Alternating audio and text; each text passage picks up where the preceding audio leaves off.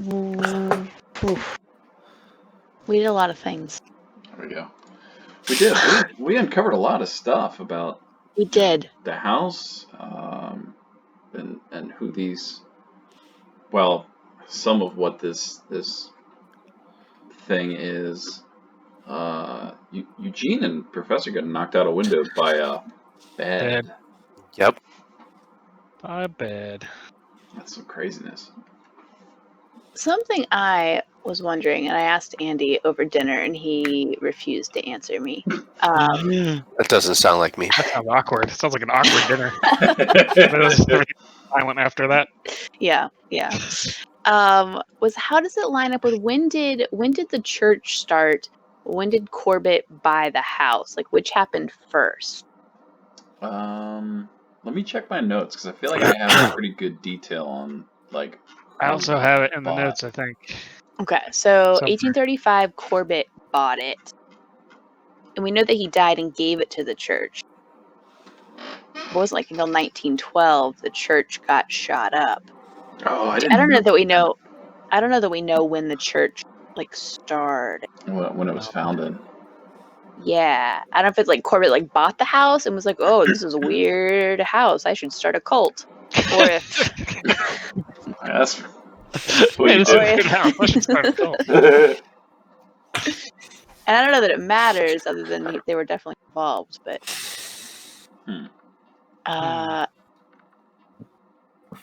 here's the police station report. Just talks about the church.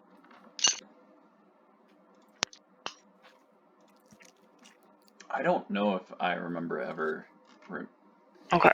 I don't remember that coming across. Okay.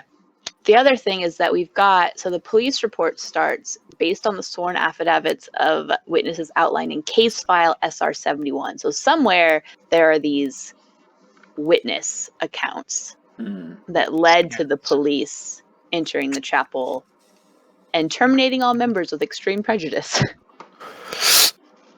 So I feel like those witness accounts would probably be helpful. We gotta get back in that house. I'm ready to get back in that house. You two were very eager to get in the house in the first place, and then you ended up in the hospital.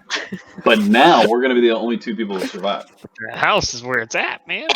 Yeah, it's almost guaranteed that Eugene and Professor are gonna survive this now. Yep. Well, I believe we were a day or two after the bed incident. So Eugene and Professor, I believe, are recovering very slowly, and so far not making your body checks to get rid of those major wounds. So they are healing slowly, convalescing in the hospital. What is everyone else doing? What's happening? There was talk of paying the councilman a little visit and maybe doing some murder. A little light murder. I don't know if I put that in my notes there. But we could always go to the house and like take care of the house first, and then if Lester and Jimmy decide that someone needs to die, then we can take care of that like a post-credit scene. Mm-hmm. Yeah, I'm fine with going back to the house. I feel like Madame Merv is going to freshen up on exercising spirits from a house. Sure. You know, research in some of her circles, some rituals, other things that she could use to help cleanse this house of its evils. I love that both you and I were thinking the same thing. Just different trades. Two different directions. Yep, two different directions. You're gonna roll some bones. I'm gonna hold a cross. It'll be fine. Chicken blood. Yep. I don't know if I actually. What did I put in my religion? I'm kind of afraid to look. Is that a thing? I feel like that's a thing. I don't see a religion skill. Unless it's one of those non-default ones. Might be a knowledge, because there's just a, isn't there just a list of knowledges? You just enter like what? I'm a brawler. I'm ready to punch someone in the face. Is it lore, maybe? No.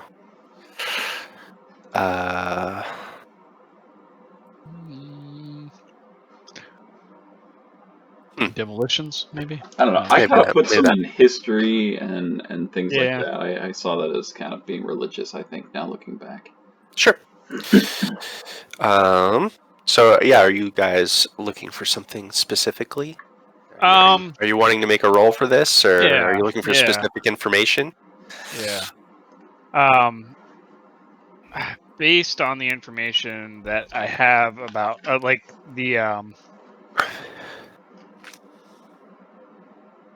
based off of that news article that was rather sensationalized about, murder and all that kind of stuff, and evil spirits, etc., etc., I will use my occult skill to look up how to deal with haunted dwellings and evil spirits.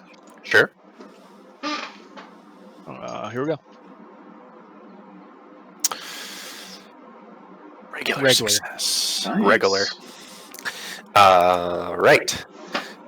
You gather from your knowledge that without knowing much about what's going on in the house,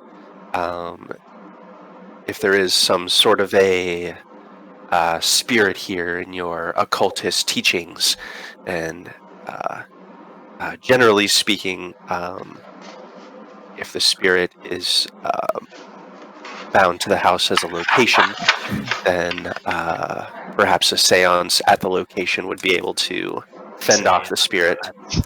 If there is some sort of a spirit haunting the location bound to an item, it may be more important to find the item and try to exorcise the spirit from the item. So there's sort of a few. Yeah, there might be a couple things going on here that you can think of. Okay.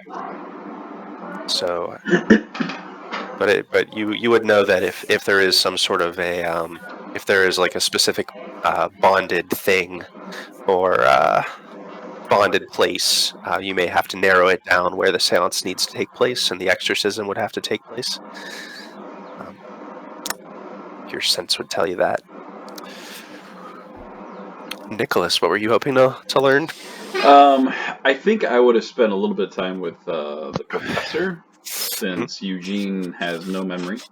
And I think I would try to have you recall how the bed attacked you. I don't recall anything. 1 second I was sitting on the bed, the next second I was flat on the ground, aching all over. I still ache. I don't know what possible natural phenomenon could have caused that. I'm like holding on to a cross the whole time. Would you say you felt like you were being watched when you entered the house? I will say this, but you must promise me that it's in the utmost confidence. Oh, of course. And I shut the curtain. And I sit on the other side. After looking at it again, it must have just been a trick of light, but I could have sworn I saw footprints. Bloody footprints. Small, like a child's. Materializing from nowhere. But that can't be. That's not possible. Interesting. When the lights came on, there was a puddle on the ground. Nothing more. Did anyone else see these footprints? James seemed a little startled. But I believe he was the only one. He's a bit excitable, that boy.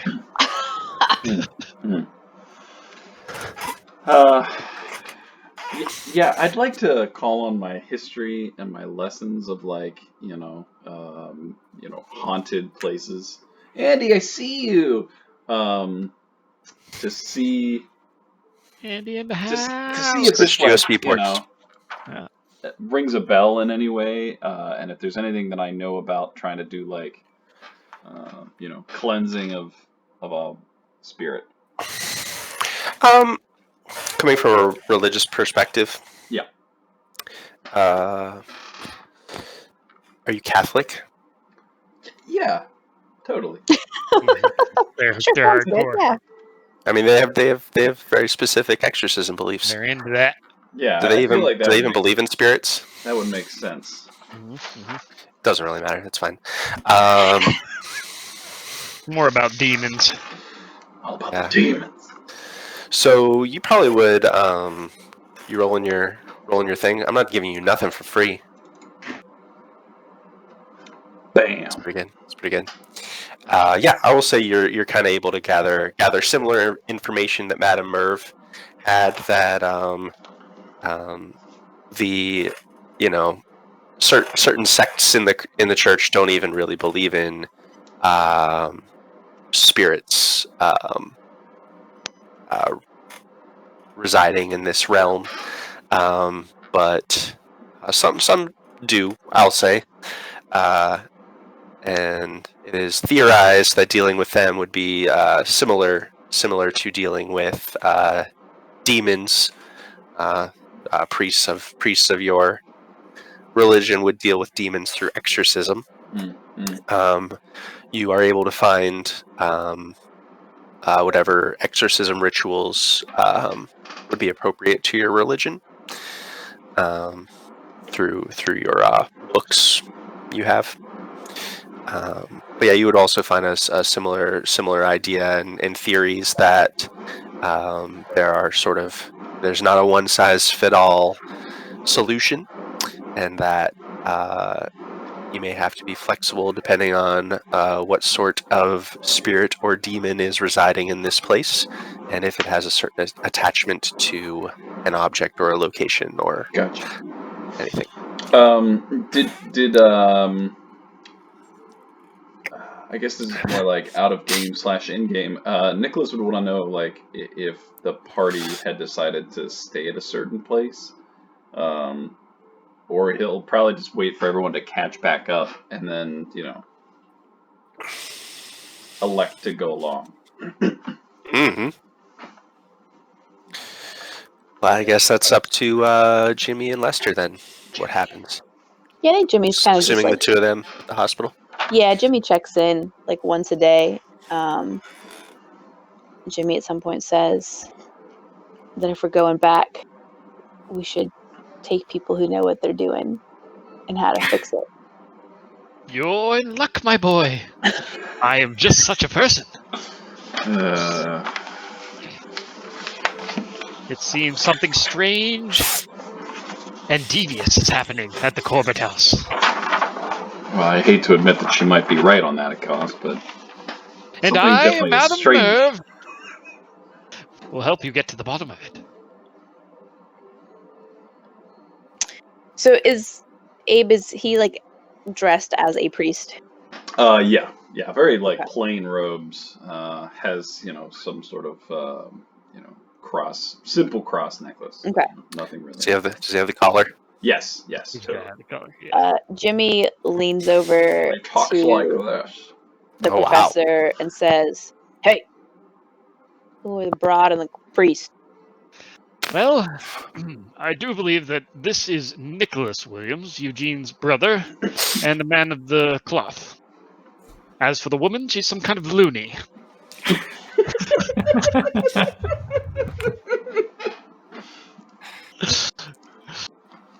I do say I like you very much, Professor. Eugene always had a good taste. Yes, well, if you are going back into that house, please do be careful. There's no wonder that nobody has lived in the house for a while. Dangerous. I mean, obviously. But I will admit there's something strange about it. Well, the way as I see it, we gotta go in. We gotta stop the house from killing kids, and then gotta go stop that councilman from letting people kill kids. Yes. And Jimmy cracked all of his knuckles and then his neck. Jimmy cracks corn. Don't care. We must go into the house and speak to the house. I agree. We shall set up a communication, a link, a seance, if you will. I have brought all the things necessary. I feel that could be bad. Not that I believe in any of this hogwash, but opening a gateway to such ways, I feel would only intensify the situation. But I'm going along to this home, if that's the path you choose. But I am not partaking. I will be there as a guard and spiritual person. Jimmy Thus, shrugged. I suppose, you may tamper with our connection to the spiritual realm. But if you stand there and are silent, she gives you a very harsh look, then I suppose it's okay. Did we take odds on whether they're going to do it? Oh yeah, 100%. we already did during the break, so that's right. Sweat's real intense. Jimmy just shrugs and says, "Well, I didn't get red card for that." Jimmy says, well, shit's real. Well, pardon my language. Shit's real fucked up in there. But I guess I'll try to keep you alive. Oh, hey, sorry, I've been meaning to tell you." And he looks over the presser. "I'm sorry I let you get knocked out of a window." It's bygones, me boy. No one could have predicted what happened. In fact, I'm not even sure what did happen.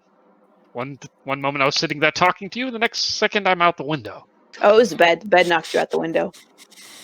The bed? Like it was on wheels or casters or something?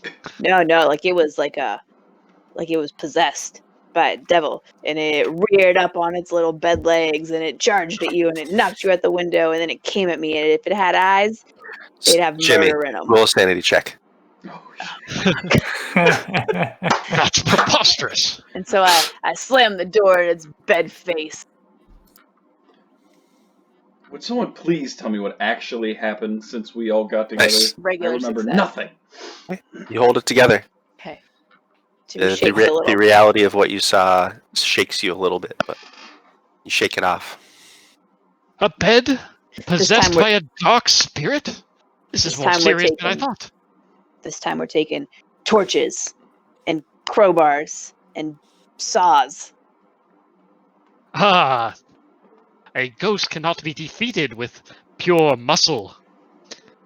It must be coerced. It must be released back to where it came from. Well, I saw the legs off a bed, that's for damn sure.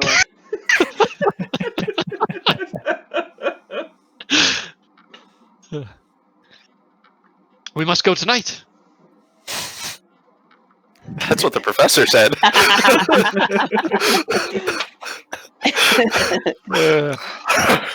Y'all need any supplies before we head back in? Torches, crowbar, saw.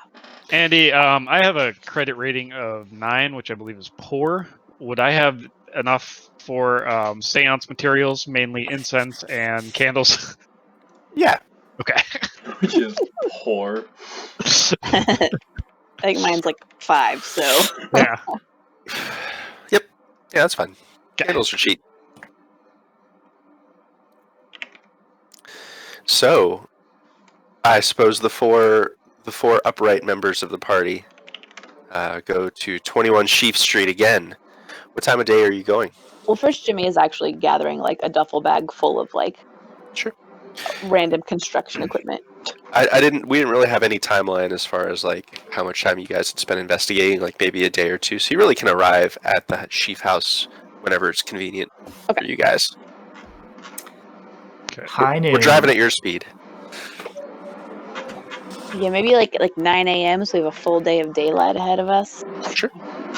Or high noon. Not dusk when we got there last time. And you guys are able to get whatever supplies is reasonable. If you think there's something like above and beyond or that wouldn't be easily obtainable, you know.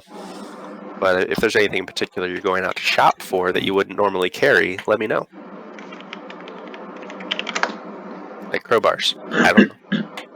Yeah, Jimmy wants to get a sledgehammer. Ooh. Sure. Saw. Do you ask the professor for some pocket money? I'm not bankrolling this expedition. No. Not.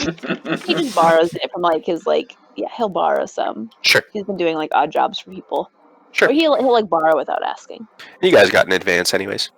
Yeah, so he'll get a sledgehammer, a crowbar, a saw, and stuff to light fires. Like what stuff to light fires? That's a lot of stuff. Like some old rags. Okay. And some glass bottles. Okay. And some sort of gas or fuel or something. Like kerosene? Molotovs. Yeah. Like kerosene, like lamp kerosene, that kind of thing? Yeah. You can easily find some because a lot of people use kerosene lamps still. Yeah, he'll have a couple of Molotovs pre-made, and then just have stuff to just start fires in general. Sure, kerosene isn't it's not like gas or or alcohol. It doesn't burn super hot, but it burns long. It's it's more oily and yeah. So it's not going to be super flashy, but it'll burn something down if you wanted to. All right, yeah. And bolt cutters. Bolt cutters, sure. In case we need to bust a lock open. Sure. I'm just bringing some candles and a Bible and some holy water. Got it. All right. Then you all arrive early, I suppose around 9 o'clock, probably the next day, at the Chief Street house. Got my map. It's a familiar sight to you. It looks much less foreboding. Oh, you got a map. You drew a map. I drew a map. Map. I mean, Wow. I don't know map it, of the house. but I know it. If my descriptions were good, then it should be fine. I'm map. 3 locked door stairs. Let's go. Wait, share your map. Where's your map? Share it. Yeah, It's where's right the here. map? I drew it. Do the map. Nice. See, these are. This is. Wait, there it is. This is the 3. Chiga. And this is a dining room. This is a sitting room and a kitchen. And then there were 3 over here we didn't look at, and a locked door, and the upstairs, and then I didn't draw the rest. There's no door from the dining room to the hallway. That's the only mistake. Son of a bitch!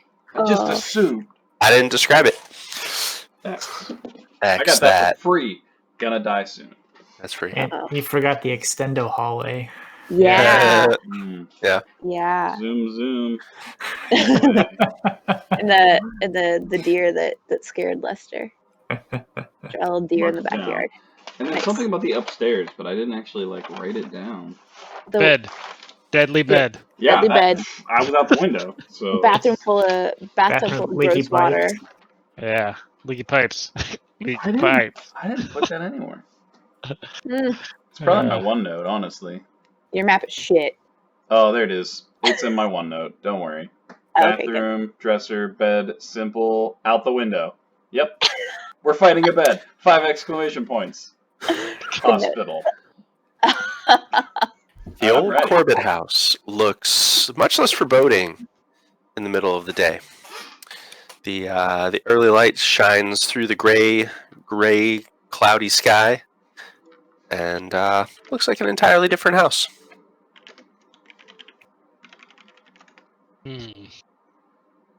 All right. Madame Merv is going to say, well, what are we waiting for? Let's go. And she's going to walk toward the entrance of the house, carrying her bag full of items. The front door is unlocked. All right. Oh, we didn't lock it behind us, did we? Sure didn't. Now it really is full of squatters. The rest of the party following? I'll take up the rear. Yeah, following in. And I'm just gonna say a quick little, It'll pray for you. Yeah, I hold on to my little cross and I say, protect us as we enter this home and watch over us. And hopefully I just piss off a whole bunch of spirits. All right. Nicholas, why don't you roll for me a spot hidden? Oh, his brother's better at that. No. Oh. Well, as you're pausing at the verge of the house here. Deep in thought, my eyes are closed. Push it. You pause right underneath the doorway and you say your prayer. You want to push it? Push it good. No, because I would be focused on the party and protecting them. All right. So you pause and say your prayer, and then take a deep breath and walk into the house, noticing nothing. And get stabbed. Oh god. So, those of you who have been here before, gentlemen with the guns, you recognize the double doors on your right, leading to the living room, and there is a single door farther down the hallway on your right, which you know leads to the kitchen. There are 3 single doors on your left, which, Jimmy, you glanced into all of them as you ran past in the long hallway. Yeah. You remember it kind of looked like storage closets, and the third one from you now, the third one on the left is what you think of as like maybe a mudroom, cloakroom that led out to the side door of the house. Okay. And at the end of the hallway is where you would have found the locked door and the stairways going up. Did Jimmy say anything about the hallway being weird or the front of the door? I don't think so. Okay. No. He like when he walks in, he looks nervous and he says, "We should stick together, and if we need to get out, just break a window and jump, because the house doesn't want you to get out." You remember that all of the windows on the ground floor you've seen so far are boarded up. Yep. Yep. Yes. Windows on the second floor are not boarded. Just Is there a table somewhere in this house? I'm sure there's a dining room. Kitchen. There's a kitchen table. Yep. And there was a dining room table. All right. Can you take me to it? Jimmy will gesture towards the dining room table. Sure. So you pass through the living room. There is a short, like a coffee table in the middle of the living room, in front of a few seats, and then there is a larger formal dining room table in the next room over. Okay. She gravitates toward the larger table. Okay. Lester and Jimmy, you notice that the place settings are not on the table. Oh, don't like that. She starts reaching into her bag and pulling out candles and a couple things of incense that she starts to light. So and, the place settings were covered in like gross old food. No. Yeah, they were like bowls with like, not really sure what it was, but it was definitely like old and moldy porridge-like material. And now it's just not on the table. Not on the table anymore. Jimmy's gonna go Spooky. see if like all the place settings are back in the china cabinet. Oh god, no. Like, are the dishes like cleaned and put away, or are they just missing? You don't need to roll for this. I was actually thinking if you need to roll for this. You don't need to roll for this. No, there are.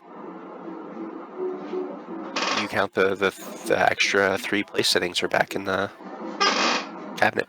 Yeah, Jimmy goes, somebody's been in here. Somebody's been in here and they washed the dishes. Squatters cleared up the evidence. Jimmy, is it? Why would someone do that? Do you think they drained the bathtub, Lester? Well, we could go upstairs and check.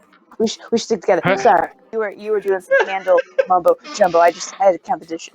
Perhaps this is a good sign. Perhaps the spirits are welcoming us to this place. Definitely. Oh, speaking of which, hey, we walked through the religious room, right? And a whole bunch of religious crap. Yep. Yeah. That. Is there anything that I see like out of place or anything weird or? It's more religious paraphernalia than you have in your house.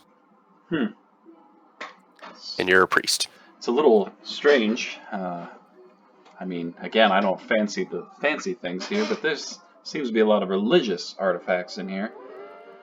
And the music started playing. Something we should be concerned about.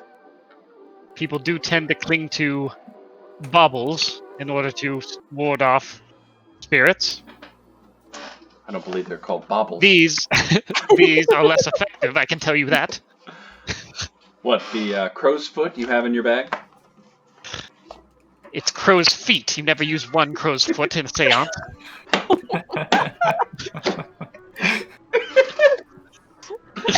We're totally going to do it in the closet.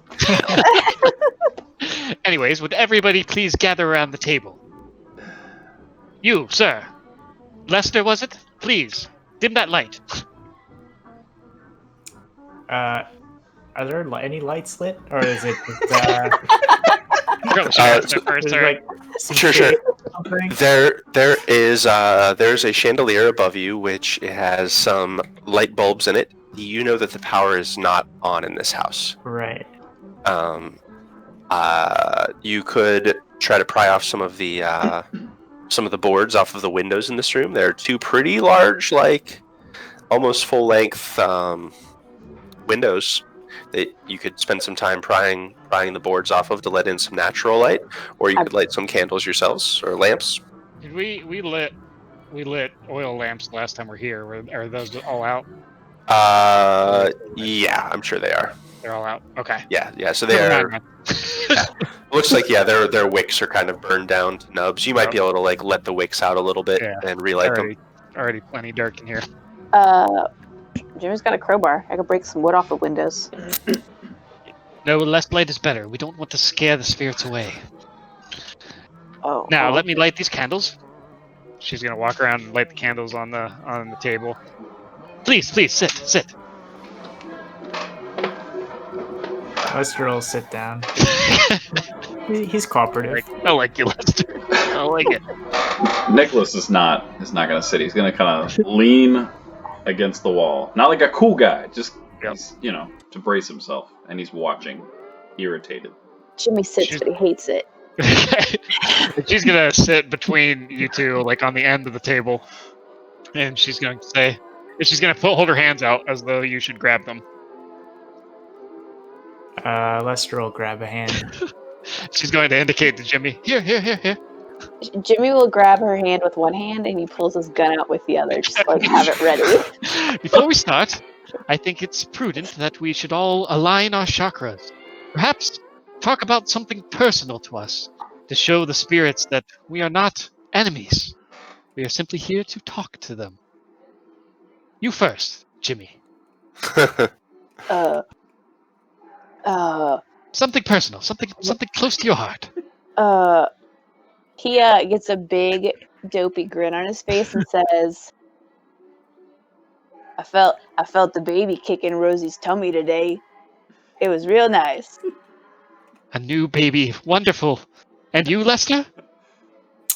I've been thinking about old Sergeant Kramer recently. I owe him a lot. He kept me alive when things were looking tough, looking dark. It's important to have somebody close to us, in our thoughts and in our minds, as we attempt. She's gonna let go of their hands, and she's gonna pick up a candle and hold it into the air. Oh, spirits of Corbitt House, I ask you to please come speak with us this evening. Let us know why you have chased these companions out of this house, and why you assault those who stay here. We mean you no harm. Please speak to us now. And she's gonna just be quiet for a second and listen. Okay. Let's see. I missed the box. Gotta hit the box, Andy. Cool.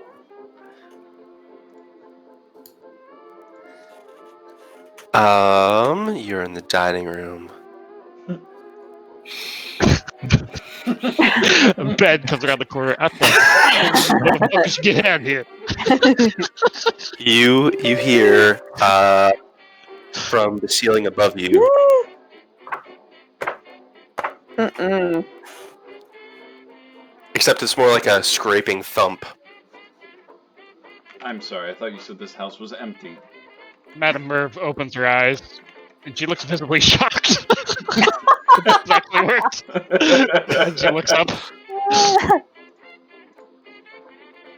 And she's gonna set the candle down. That's never happened before. She's gonna stand up. Did you hear that? Where did that come from? You don't. This isn't what you do. Well, I mean, it's never so direct. Usually, I have to reach a little bit further. She means it's never actually happened ever. That's not true. I'm sure it's just because you left the door open. I have many credible witnesses.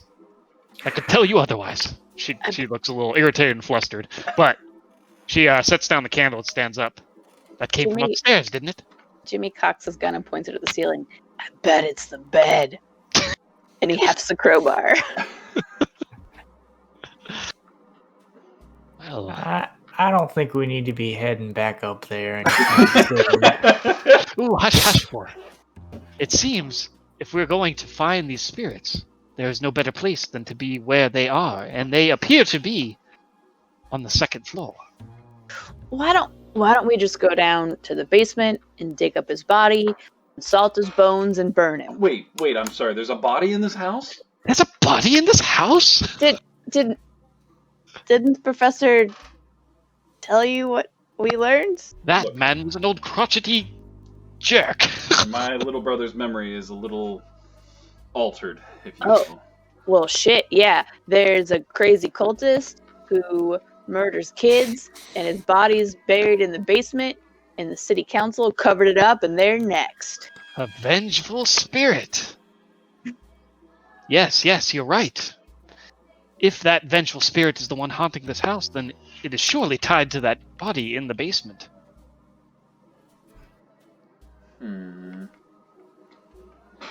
Well, you all want to go take a look? To the basement? First, I want to check out these other rooms, though. And Lester's going to get up and he's going to go to the other side of the hallway where we didn't look, and he's going to go check out those rooms just to see what's there. So there are 3 of them. Which one do you want to go to? I'll go to the first one closest to the front door. Okay. Andy, I'm following, and I lit a candle. Is this generic noir music, or is this from LA Noir? I don't know. This is a list called Ambient Dark Jazz. Nice. Noir mixture. It sounds familiar. Might be. I'm gonna roll my occult to try to remember what I need in order to destroy a Horcrux? Yeah, you know what I mean. To destroy the body appropriately to release the spirit. Hard success. So hard. So hard. All right. I'm assuming that your professional and occult choices, generally professionals in the occult tend to avoid confrontation with spirits. Yes. However, you probably have some knowledge in your back pocket of like what to do if you just have to take care of something. Yeah. There may be times when if a spirit is linked to a place and bound to an object or a place itself, there may be no other recourse than to destroy the place or the object. Let's see. That should be a last resort. Because sometimes they are bound more strongly and anchored to this plane more strongly because of their connection to something. The toilet. But that being said, you've never heard stories of spirits being so strong that a normal talking to wouldn't help. Well, the basement might be a better location to talk to the spirit. First room, as you enter it, it's right past a few shelves and a coat rack after the front door. This room is filled with boxes and junk. There are rusted water tanks and old bicycles. At the right end of the room is a cupboard boarded shut. This is the first storage room closest to the front door. Hey, Jimmy, can I borrow that crowbar from you? Jimmy nods and tosses it over. Why would they board up a cabinet? Seems silly. Maybe it bites. There's no such thing as biting cabinets. There's no such thing as beds that knock people out of windows. Maybe not one that you have ever encountered. Jimmy's gonna, or I mean, not Jimmy. Gonna use the crowbar and try to pry open the cupboard. Sure. I guess you could just go ahead and roll a strength. I'm gonna stand back behind Jimmy. I'll give you a bonus die. Jimmy's got a gun in one hand, an unlit Molotov in the other, and a match in his teeth. Nice. It's ready to burn down, Poogie. Madam Merv, did you check off your occult? Oh, no, I didn't. Chickadee check. Chickadee check yourself. Also, you should get a check for history, Nicholas. Oh, hell yeah. Yeah, check those things. Okay. So yeah, you use the crowbar and you crack open the cupboard. Inside, you find 3 books. They seem to be, well, there are 3 books. Do they have titles? Did you look at them? Yep. You're crazy. So as you look at the first one, you flip it open. There's no title on the spine of it. It seems to be kind of a plain red, like a simply bound red book. They're all similarly. They kind of look like the classic red bound books that you would see on someone's like home library or study, right? With just rows and rows of these like Reader's Digest volume something 2. like that. Yeah. But do you open it? No, if there's no titles, he's just gonna kind of like glance at him and then throw them in his bag. And maybe the professor will like to peruse these later. I'm sorry, they looked up books and nothing else? Locked up tomes? How interesting. Mm-hmm. So it was boarded shut, by the way. There were nails boarded over this thing. Like you pried off boards that were nailed over the cupboard. Who followed Lester into the hallway? I did with a candle. I did also. We were okay, I'll offer the books to you guys if you wanted to take a look at them. Madam Merv is very interested. She's gonna grab at it before Nicholas can.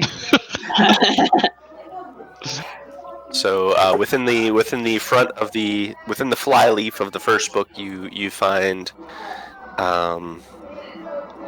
W. Corbitt and a range of years. This seems to be some kind of a diary. A journal. Mm-hmm. Perhaps Corbitt's own journal. I'm going to read a few entries aloud, dramatically. Sure.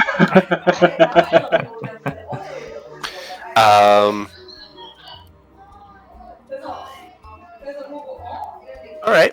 So, flipping through. And in fact, you guys could cross-reference with some of your dates as well. Bam, bam.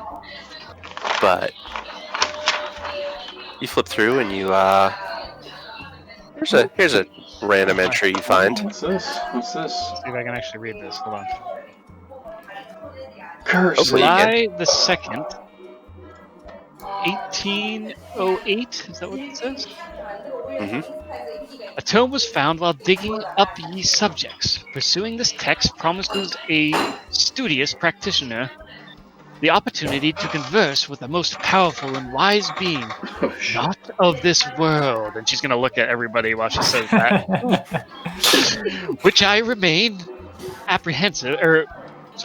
While I remain apprehensive, I must know what secrets lie in this long-forgotten volume. September 8th, 1808. The time is right. Months spent deciphering the meanings and intricacies of this folio have finally shown their worth. September 9th, 1808. Last night will forever be printed upon my mind. At the clock's ring of midnight, my closest colleagues and I set forth upon calling what I hereafter refer to as the Dark Man.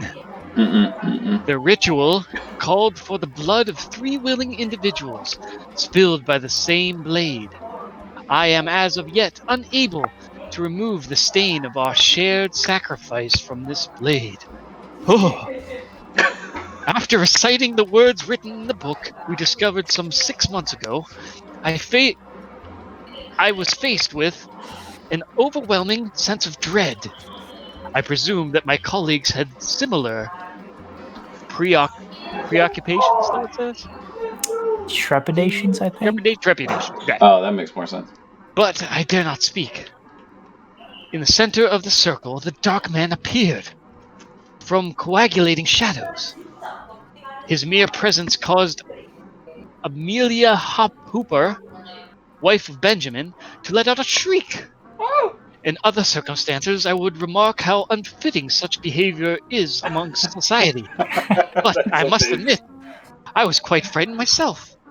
As quickly as the Dark Man arrived, he had vanished back into the lightless void from which he had appeared. I must contact him again. Can I see the book that she's reading? Sure.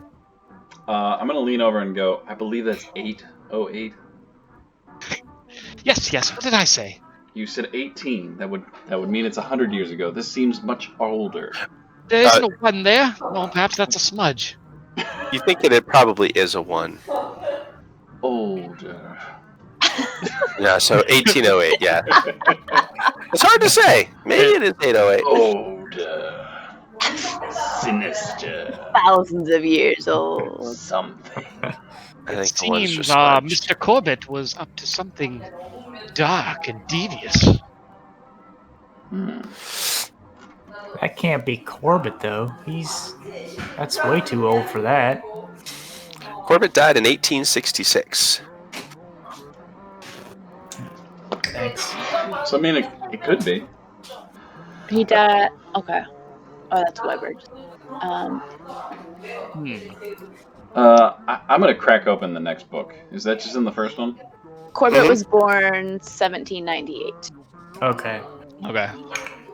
So he's 20 at that point. A young Corbitt. No. Mm-hmm. No, Yeah. he's 10. He's 10. He's 10. 10-year-old Corbitt. Wasn't there a kid that stabbed people? What was the stabbing? There was a kid who stabbed himself. But also, like, kids were attacked. No one knew much about it, but I don't know how Henri Ledoux died of stabbing. I don't know how old he was, but one of the kids. Sacrifice from this blade. Yeah. Probably. Interesting. Yeah. I'm gonna shut the journal unless there's anything more pertinent, else pertinent in the book, and I'm gonna hand it back to Lester. Take care of that. It depends on what other years you guys want to look up. Flip to the end. Flip to right before he died. Figure out why he wanted his body buried. Yes, of course. She's gonna flip quickly through the book to try to find the end. Most recent Last entry. 1866. Here we go. June 20th, 1866. I reached the end of this life. Many of my peers look at this moment with fear and anguish. Not I. For I know soon I will cross the threshold to everlasting life and power. I am sending my will to the Minister Thomas. I am certain he and others are capable of feeding me. And if not, I will not be powerless. I'm sorry. Did that say feeding me? Jimmy gulps. Nods. I mustn't tarry, for the beginning of my transformation is at hand. Who's in the hallway right now? I think all of us, because we all followed Lester. Okay, so no one's in the closet anymore? Oh, no, I thought we'd be in the closet. I took the book from Lester. I don't know if he was in the closet and then handed it out to me. Yeah, Lester would have been in the closet, and then handed it to whoever was nearest to him. Okay. So I guess the madam. Why do you ask, Andy? I just want to know where you guys are. So Lester and the madam were probably the most forward. Yep. Right. Who's the farthest back in the group? That's all I want to know. No reason. Someone has to be the farthest back. It's Jimmy. It's Jimmy. Yeah, I was gonna say I would have been with them reading the book. It's Jimmy. Sorry, Jimmy. Jimmy, you hear a shuffling sound behind you down the hallway. Jimmy turns and points his gun. It's a deer. It's the squatters. You see an empty hallway.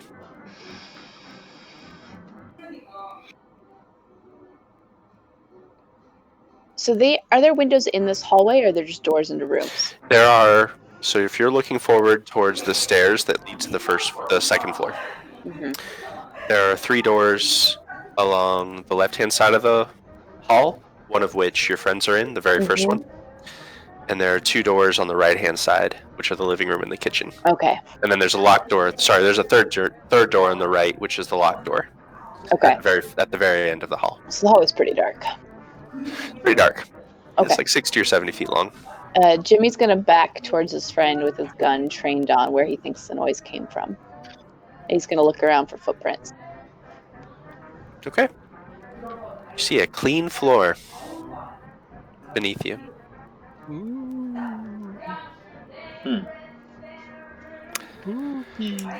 Lester, I guess we'll take the diary back and then offer the other 2 books.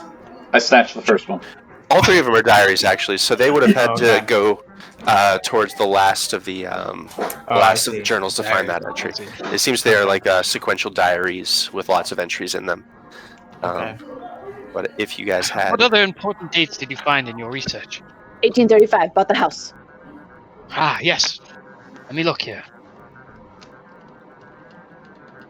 1835. Aha! Here we are. November 23rd, 1835. Henry Weber has recently built a house on 20 Sheaf Street. As it is a short walk from the church, I wish to possess the estate. I pray that our Dark Lord will provide me with the means to remove Mr. Weber from this house. November the 13th. 30th. 1835. The Dark Man has answered my wishes. Henry Weber has fallen ill, which I am certain he will not recover from. I write this as I leave to purchase the deed to 20 Sheaf Street. March 13th, 1847. The Chapel of Contemplation is growing in number. Amongst our new members is Daniel Ellsworth and his son Peter. Daniel is the head of the city council. Oh, snap. His influence is sure to be invaluable in the future. Also, we have been converting various outcasts and vagrants willing to perform menial and abhorrent duties. I pray that the Dark Man is pleased. Okay, so we got the house. He died in 1866 and was buried, but the church sold his house in 1880, even though the church didn't disband until 1912. Sounds like he just wanted the house so he could be close to the church. Right. So, but why did the church hang on to his house with the body for, 14 years, but then sell it? Good question. And then, as soon as they sold it, someone died in it.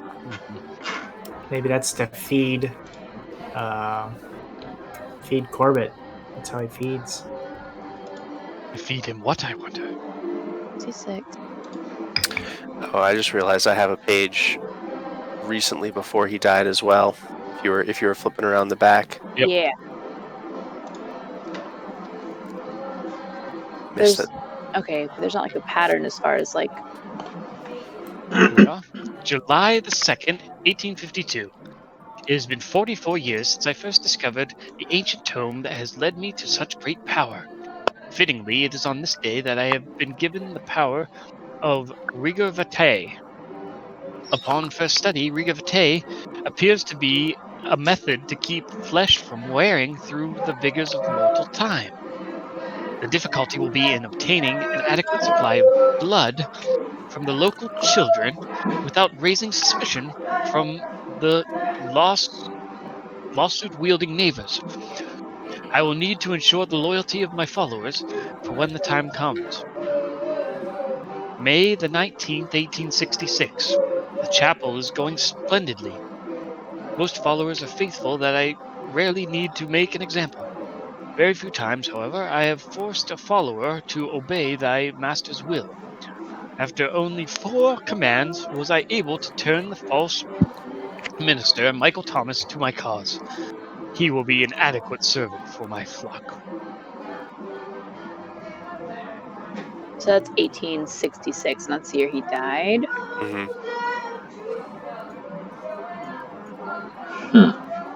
All right.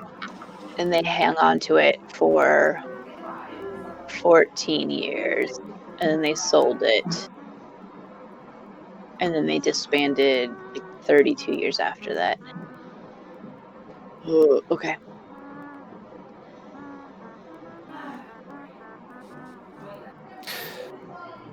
Jimmy, I assume you're watching down the hallway still?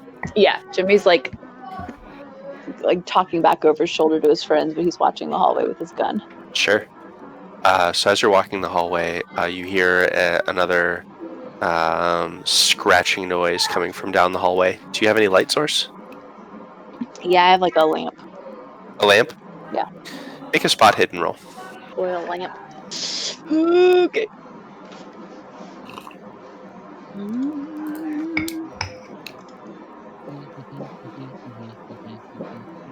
Regular success. Sure. You see. I'm spending 1 luck to make it a hard success. Wow. All right. Just in case it helps. You see nothing. You see a rodent scrabbling down the hallway at you, kind of along the side of the hallway, near the edge of the floor and the wall. But it's walking towards you, and maybe about like 15 or 20 feet away from you, it kind of makes that you made it, and it just stops there and stares. These 2 little beady, kind of glinting eyes in your light, just sort of staring at you from the corner of the wall and the floor. It's like mouse size or rat size? It's a rat. You've seen them in here before. Mm-hmm. This one's just sort of sitting about 15 feet away from you, staring. NBD. I point my gun at it and I glare at it. SOS, rat. SOS. It stares at you. Keep staring at it. It's my gun pointed at it. Okay. Stands like stock still. Is there anything on the floor, like rubble or a piece of something? No. Actually, the floor is pretty clean. Okay. Okay, I just watch it. Right. All right. Should we check out the next room then? It's more and more intriguing. Can I metagame? Is there anything in the journals for the dates that match up with the things that are like burnt that we found in the chapel? Those were older. Those were like 1912. Okay. They're newer. Yeah, gotcha. Sorry. The journals are older than the church burning down. Gotcha. I think the journals were both. The first journal was. There's one 1835, one 1866. Oh, 1835 then. Yeah, see that 1835 because it even talks about the Dark Lord. Then there's 1835. Some more entries 1912. Okay. The entries you find around 1835 seem to be focused around the purchasing of the house from Weber. Okay, they mentioned Weber in the church journal. Okay. Mm-hmm. What other dates were you worried about? Down there at the bottom. Yes. That was 1912, but I think that would have been too new. Yep. So that makes sense because it talks about Weber and the thing. Okay. Okay. I'm looking at this last entry. I'm curious who wrote it because it's talking about Councilman Ellsworth and the Dark Man and Corbitt. So it's not Corbitt. It's not Ellsworth. Somebody else is writing this entry in 1912 from the Church Journal. Corbitt was real dead by that point. Oh, I assumed it was Michael Thomas. Because he's the one who, Oh, that's he was right. the executor of the will. Right. Although that was in, how old would Michael Thomas have been at that point? Yeah. I don't know if He, he was still alive. 1866, was the executor of the will, 1866 to 1912. I don't know if Michael Thomas would still have been in charge of the church or not. Oh yeah, Pastor Michael Thomas was in the court appearance in 1912. Okay. So he was still in charge. Okay. Probably because he's eternal youth because he eats babies. Yep. Baby eater.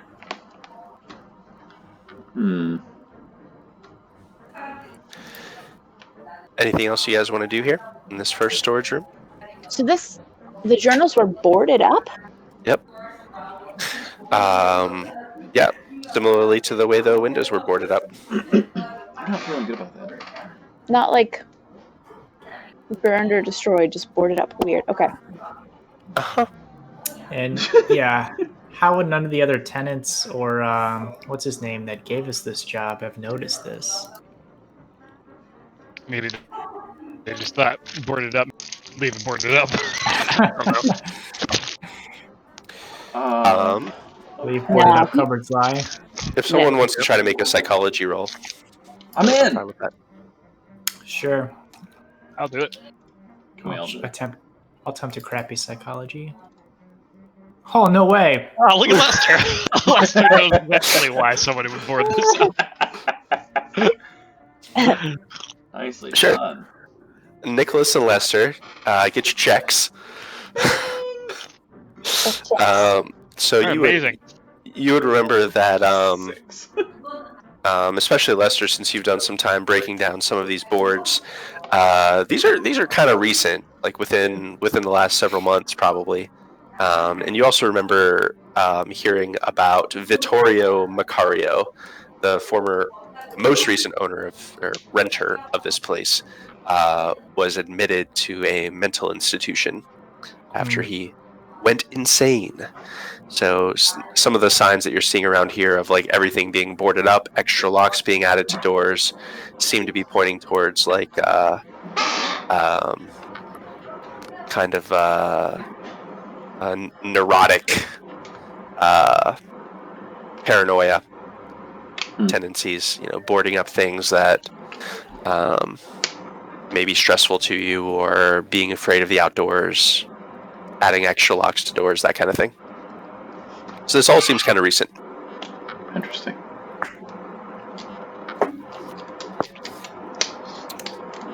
All right.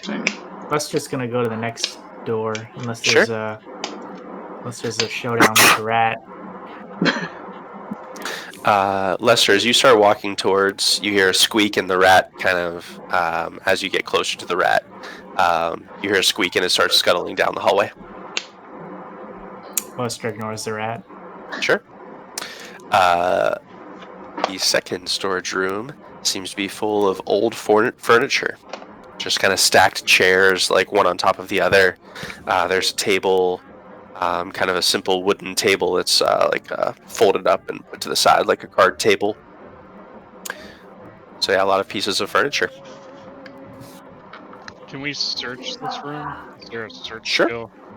Yeah, is there anything that, are they all, older? They were put here to store, or are they just... This looks like a storage closet, and you're guessing if this was a rented house, this looks like extra furniture that could be moved in or out to kind of furnish the house after rental. Okay. And I won't even need a roll. It's because there's not a lot of places to hide things in here. Even just shuffling around the furniture a little bit, you see that other than the furniture, there really isn't anything out of ordinary to find in here. Jimmy is brandishing his sledgehammer says, "Watch out for the ones with legs." And he's ready. If like any piece of furniture shifts at all, he's gonna hit it with a sledgehammer. Madam Merv looks at him, looks excited. Nicholas is gonna walk over and kind of put a hand on your shoulder, and he's gonna look compassionately at you, and he's gonna say, "I'm sure Rosie would appreciate how compassionate you are. He is with us." And I'm just gonna walk out of the room with my candle. Who's with us?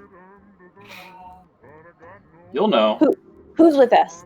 Jesus, Jimmy! and I kind of like hold up the Bible in one hand, and I just walk out of the room. Oh, him. Yeah. This guy right here. I'm now holding a Bible and a candle. Nice. That's good. The next door down is another. Yeah, the mudroom. So there are some overcoats, dusty overcoats, hats, and umbrellas in here, hanging on racks. There are several bags, kind of large potato sack size, like canvas bags. They're full of rotten food. What's that? Are they full of rotten food? Did you open one up? Yeah. They're full of coal. Snakes. Oh. These are coal bags. Oh, okay. This is a pretty common delivery method. Okay. For coal stoves. And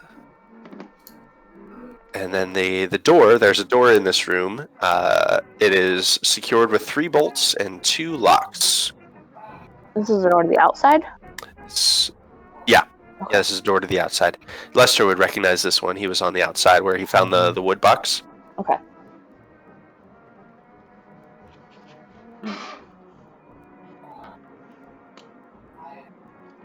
I'm gonna unlock all the stuff in case we need to make a quick escape. Sure. Or unlock this door in case we need to run out of it. You just unlock them? Do you open the door? Yeah, I'll unlock it, then I'll check to make sure the door opens. Yeah, door opens. Okay, I'll close it and leave it unlocked. As you kind of peek outside, you notice there's like a deer about 30 feet away. What's up with that deer? Isn't it 11 o'clock in the morning? Yeah. I don't like that there's always a deer.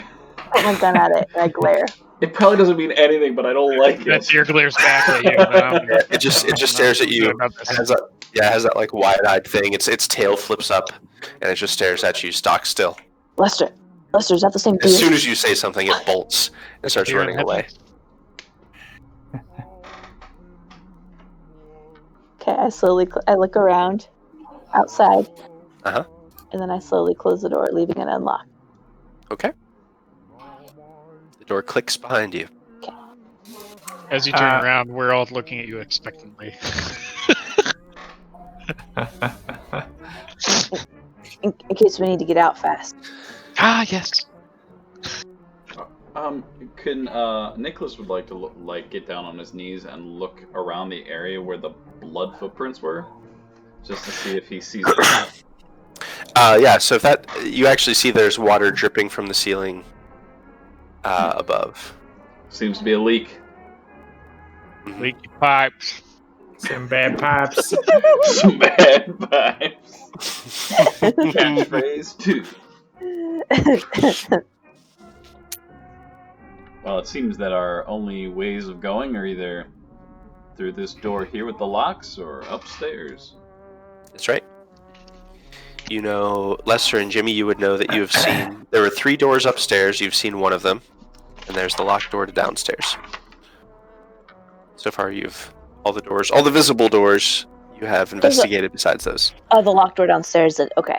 Didn't we see 2 of the rooms upstairs, or was the bathroom and the room with the That's bed? true. Yeah, there are 2 more rooms upstairs you haven't seen. Okay. I think Lester's gonna go to the door to the basement and start unlocking the stuff.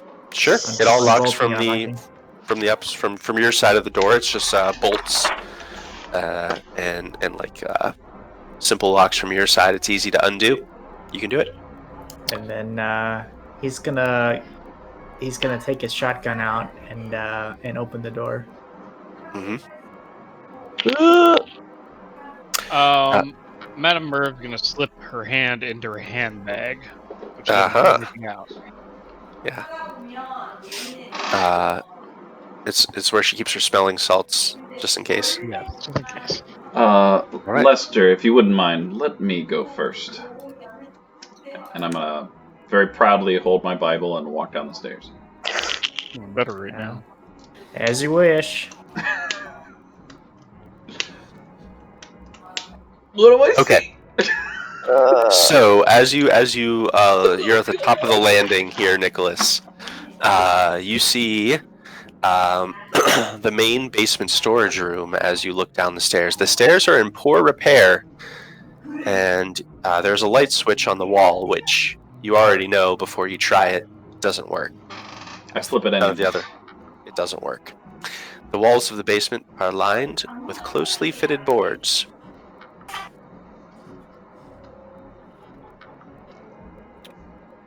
Are you going down? Careful, the boards here seem to be a little rotten, as you would with water damage. Stick to the edges, and I'm gonna hug the edges as I walk down. Sure. We'll stick close to him so he has the light. Right? You're still on the candle? Small candle. Yep. It's not very big. The bolts on the door, lock and 3 bolts. Is there, looking at them, Jimmy wants to fix the door somehow so that no one can lock us downstairs. How are you going to do that? Oh. Yeah, Jimmy. Just bust it down with a sledgehammer. Well, I was thinking like I could Lock the door if there is no door. I was thinking like if I could like break the bolt, but then like if we decide we want to lock something in the basement, we can't do that. But I just don't want us to like walk down these basement stairs. Also, like, oh, the door shuts behind you, all the bolts slide shut. I You're in mean, the basement forever. You tell me what you're going to do. I think that's a good idea. You tell me what you're going to do. So a lock and 3 bolts. So the lock's like a key lock. Yeah. Yeah, so there's a keyhole from your side of it. From the upstairs side. From the downstairs side. Oh shit! But there are also 3 deadbolts, and there are 2 key locks. And the deadbolts are on the upstairs side. Yes. So you wouldn't be able to undo the deadbolts from the downstairs side. Right. Ooh, I don't like that. I want to take my bolt cutters and break off the bolts so you can't deadbolt the door. Okay. So the deadbolts are off. And then I'm gonna I'm just gonna try to like between like bolt cutters and sledgehammer just like break the locks on the door so no one can lock us down there. So the other 2 locks, one of them is a deadbolt set into the door, which is keyed. Okay. So you're not sure. You have keys, you could test them to see if they work. So yeah, one of them looks like it's a keyhole that goes in the doorknob itself, or like right underneath the doorknob itself. Okay. The other one, it looks like it is a second bolt, like keyed bolt that was set in the door about like 6 inches above the doorknob. Okay. So those you can break off the 3 deadbolts that are on the outside of the door. Okay. They're like the 2 keyed Yeah. ones as well.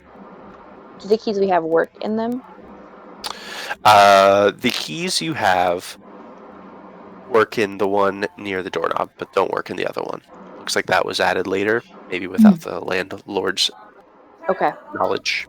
So looking at it, is there a way to like break that lock without breaking the entire door? So it's like it's above the it's a key. Well, show her your mechanical repair. Oh, you got this. You got skills for this. You tell me. Yes. Oh, my mechanical repair's real bad. Okay, I'm gonna try it. That one, come on. Yeah, you're not push it. Lester You has can't think of a mechanical way. repair. He can try to help Jimmy. Sure. Push it. Push it real Nope. No. All right. Could always push it. Push it. Just push it. No, I'm not gonna push it. No. Okay, I will. I'm gonna take one of one of my rags scraps from my Molotov and try to like shove it in like the hole in the door jamb where the lock would enter. Sure. So the lock like can't go into the door, into Okay. the door frame. Okay. And I'm gonna like shove another like rag in the door jamb. Actually, I was like holding the door open so the door can't swing shut. Okay. Seeing all this, Lester's gonna go back to the mudroom, grab a coal bag, and just use it to prop open, or put it in front of the door. It's like a door jam kind of thing. You got it. So it's kind of propped right over the verge of the door. Yeah. Okay. And I'll say probably you have like the rag tied around like one doorknob, wrapped around the door, and then tied around the other doorknob, so it kind of goes over. Okay. Yeah. All right. It's done. Okay. Now what? To the basement. Yep. Who's going first? I do. Nicholas. Nicholas has been going this whole time. He's like halfway through the basement already. Yeah. I'm gonna He's go back been up walking and grab for one of minutes. those, one of the oil lamps. Sure. Yeah. You guys can grab lamps if you need them, or you have access to flashlights if you need them. So Nicholas. All right. Everyone who's going down the stairs, I need you to roll me. This is going to be a combined roll. It's just roll a D100. This is dexterity and climb. You need to beat either of them. So wait, roll a Wait, D100. that's Eugene. Oh shit. It doesn't matter. So just roll a D100? Just roll a D100. So this is a combined roll. Combined rolls, we haven't done them much. This is the first one. So combined rolls, usually I'll give you 2 skills. In this case, it's dexterity and climb. So you have to, when I ask for combined roll, it's either you have to beat both of them or you have to beat one of them. This is a case where you have to beat one of them.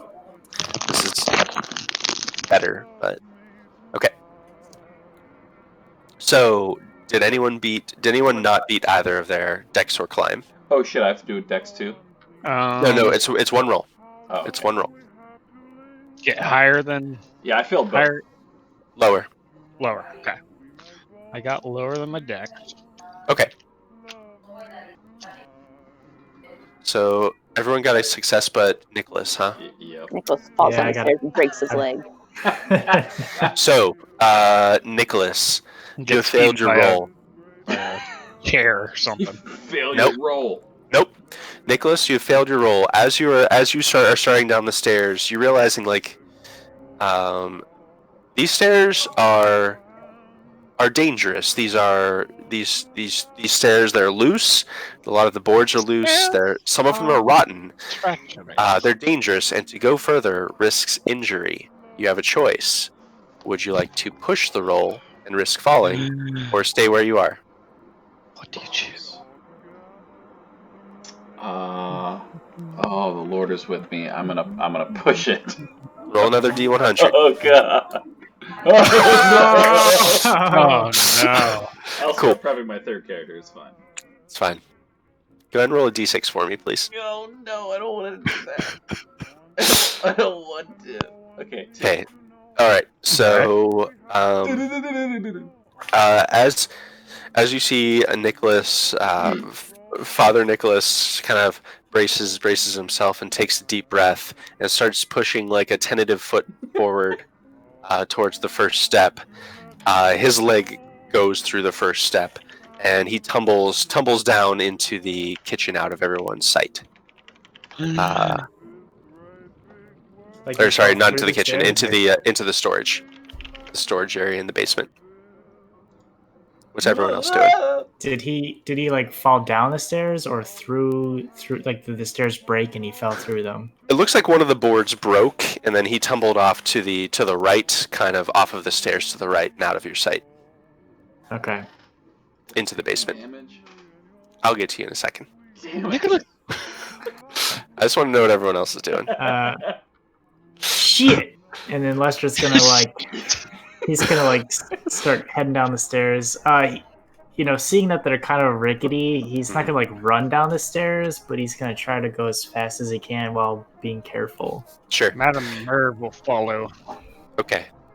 Well, the rest of the three of you all made your combined rolls, so you make it to the bottom without an incident. Nicholas, you are kind of pushing yourself up from the dirt of the ground in here. You have suffered 2 damage from the fall as you kind of wrenched your shoulder falling on it.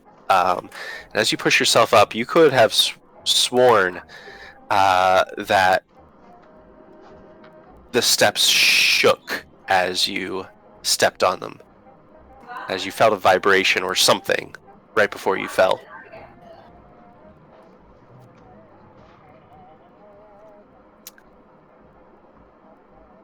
So,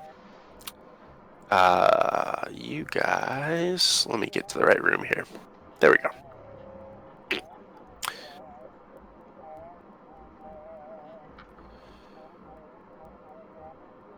It's over here. Okay. So you're in a room that has some scattered tools, some pipe. There's like a trash can lid, some random like semi-rotted, partially rotted lumber, but mostly okay. Nails, screws, so forth. This looked like it may have been a workroom. The floor in here is dirt, but it looks like it's fairly level, so it may have been a well-used room at some point. And the walls in here are kind of like have boards up over the studs in the dirt.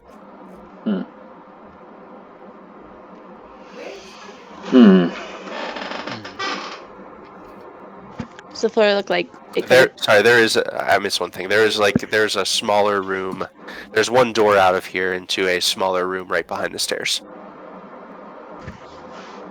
So Does the floor of this room look like it could have been? It's not like concrete or anything. It looks like it could have been like dug up at some point. You can make a roll. What roll would that be? Is there like an investigate or something? Archaeology. Maybe archaeology. Yes. I am going to roll. Push it. Whatever you roll, push it. I don't want to use spot hidden for everything. I don't think this is spot hidden. So you're just searching the dirt. It doesn't look like it's been dug up anytime recently. Well, no, I wouldn't be recent because he died a long time ago. But as far as like, I don't know, there's not like an obvious Sure. grave or anything. Not obvious. All right. So yeah, it looks like there's a bunch of junk in here. Yeah, everyone's down in the basement storage, and there's like I said, there's a small room in the back with a door in it.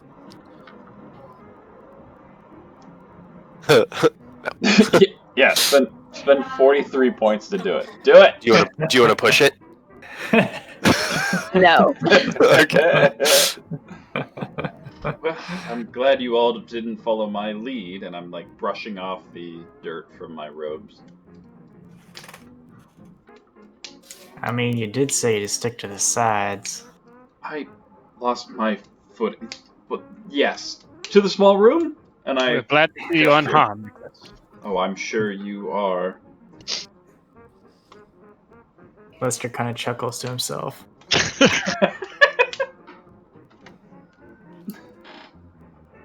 Madame Merv kind of speaks up as we're walking and says, I am calling for the spirit of Walter Corbitt. No, don't do that. Why are you doing that? No, huh? Leave this place. Go in peace. We wish you no harm. And she's just kind of sweeping the oil lamp in the air in front of her as we walk toward the small room. Okay. You hear a squeak of a rat in the corner of the room. It scuttles out of your way as you move towards that back room. As you get back to the smaller room, it looks like there is an empty storage bin with a chute above it. This is a coal chute. Yep, there's a coal chute leading to an empty bin. Is the bin attached to the ground? Yeah. I mean, Actually, no. I guess it wouldn't be attached to the ground, but it's like a pretty heavy like concrete bin. Is there a boiler or something somewhere in the basement that we see? You don't see any. No, nothing like that down here. I'm gonna hold my lamp up to the coal chute opening. Okay. As you look up it, yeah, there's a like a shuttered door to the outside coal chute that actually is nailed shut. So this coal chute has not been used. We've barricaded even the coal chute. These are the only 2 rooms in the basement? Uh-huh. Did you not say that they buried a corpse down here? Forever stuck in this damp room? How big is the first room we were in? The storage room? Mm-hmm. It's like 20 by 20. So as far as like where it is, where we came down the stairs, what part of the house are we under right now? Make an intelligence roll. I'm trying to figure out, like, is there a big portion of the house that could have basement that is like walled off somehow? Sure. You want investigation, you said? I see what you're doing there. So yeah, this is maybe 20 or 30 feet wide down here, and the kitchen was about like 20 feet wide, maybe. I don't have. So because you'd be under about the kitchen. I'll give this to you. It's fine. You'd be under about the kitchen. This seems like it was like slightly larger than the kitchen. This area. All right, then I want to go to the wall that would be like towards the, I guess, the front of the house. So like the dining room, sitting room, like all of that house that theoretically would also have basement underneath it. Sure. And I want to search that wall for like something that's been boarded up. Sure. As you start looking along that wall, you again see wooden boards, kind of nailed horizontally across some studs. You see hollow areas as you sort of peek between the boards. Looks like there's a hollow space back there. All right, I get out my crowbar. No, I get out my sledgehammer.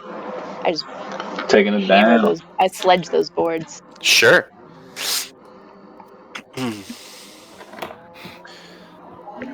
All right. I've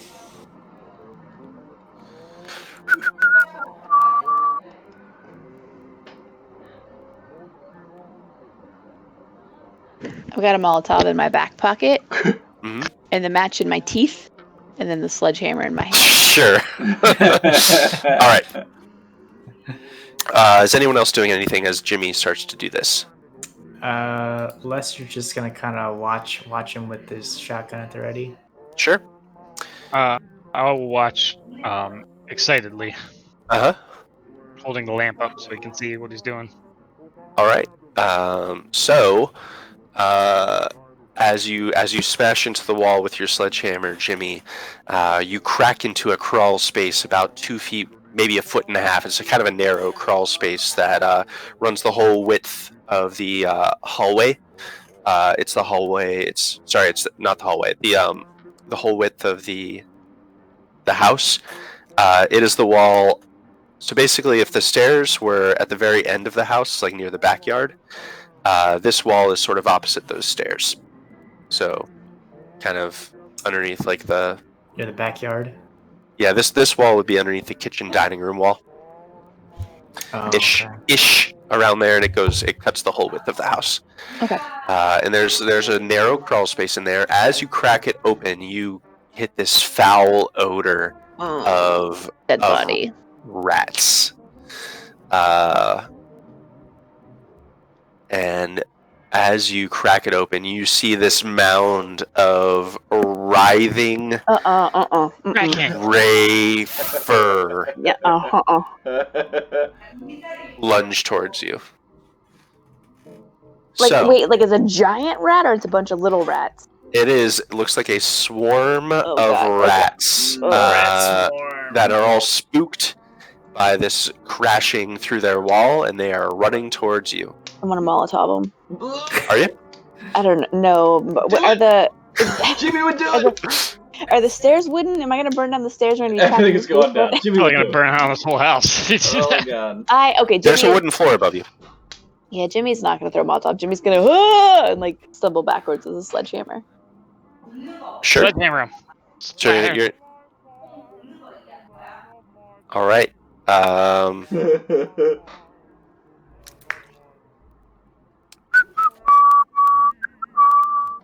Roll initiative. I get killed by rats.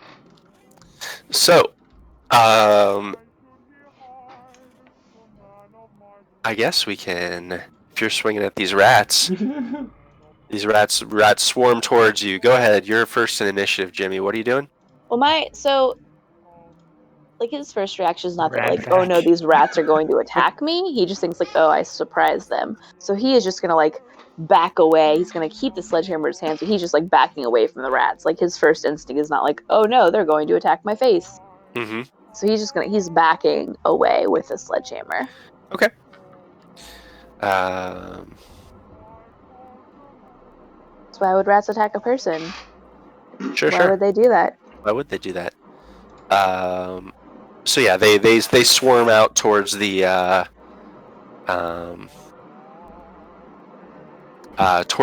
opening and into the storage area, kind of scattering and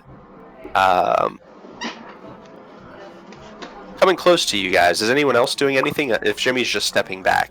I'm gonna jump behind both Jimmy and Lester. Are these rats like? We can see the rats. Sure, there's a bunch of rats. There's a lot of rats. Like at least 10 or 20 of them. Father Nicholas is gonna like push up his robe sleeves and start kicking. All right. Go ahead and you can make a fighting.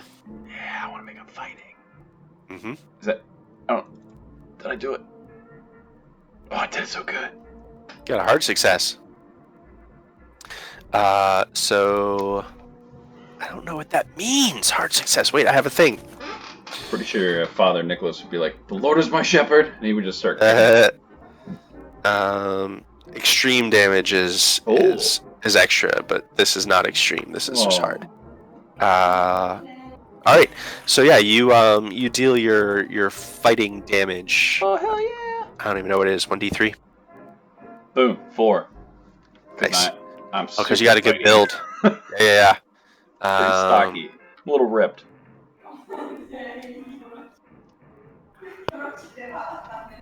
All right. So as you kick, you kind of stomp and then kick with your other foot, and you just crush one of these rats and send another one flying where it kind of crunches against one of the side walls.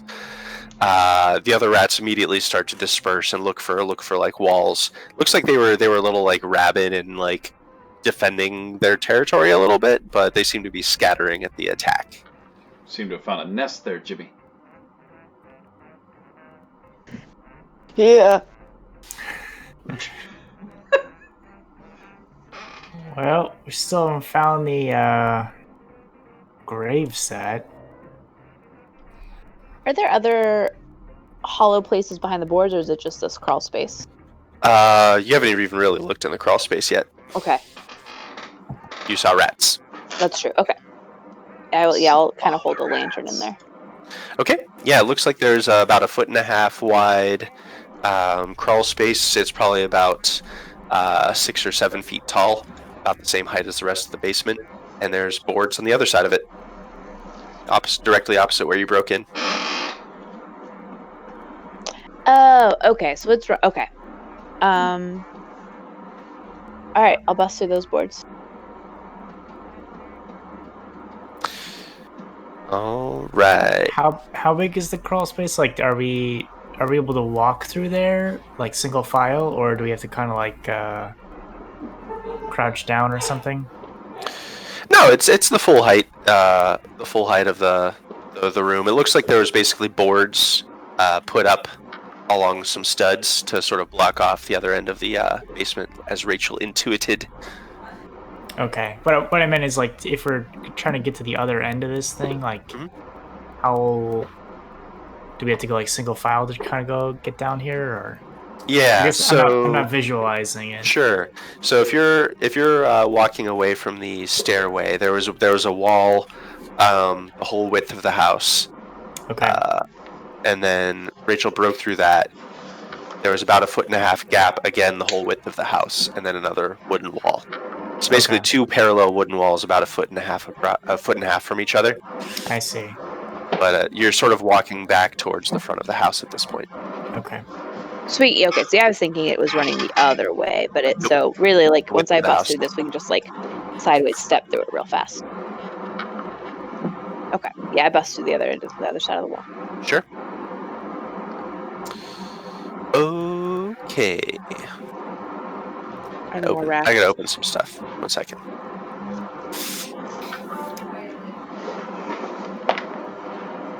Unlock the secret info. I just gotta open some stuff. Secrets. Right. I need...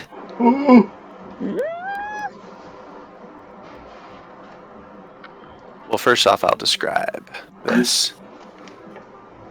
Lying motionless and seemingly dead on a pallet in the center of the next room is a drawn, wooden-looking, wizened figure some 6 feet.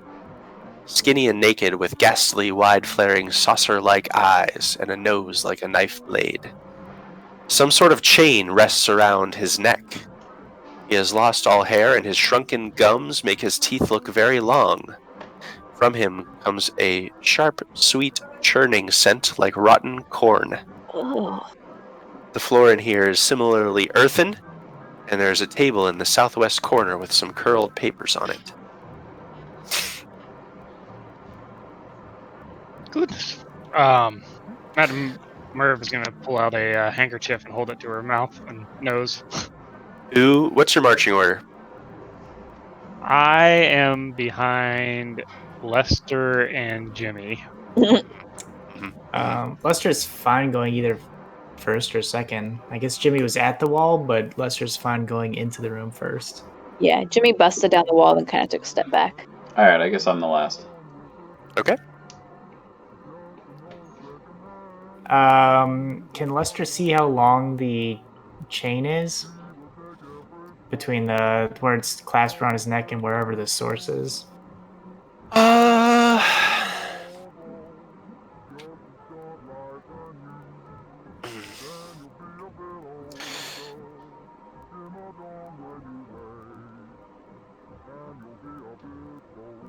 Yes.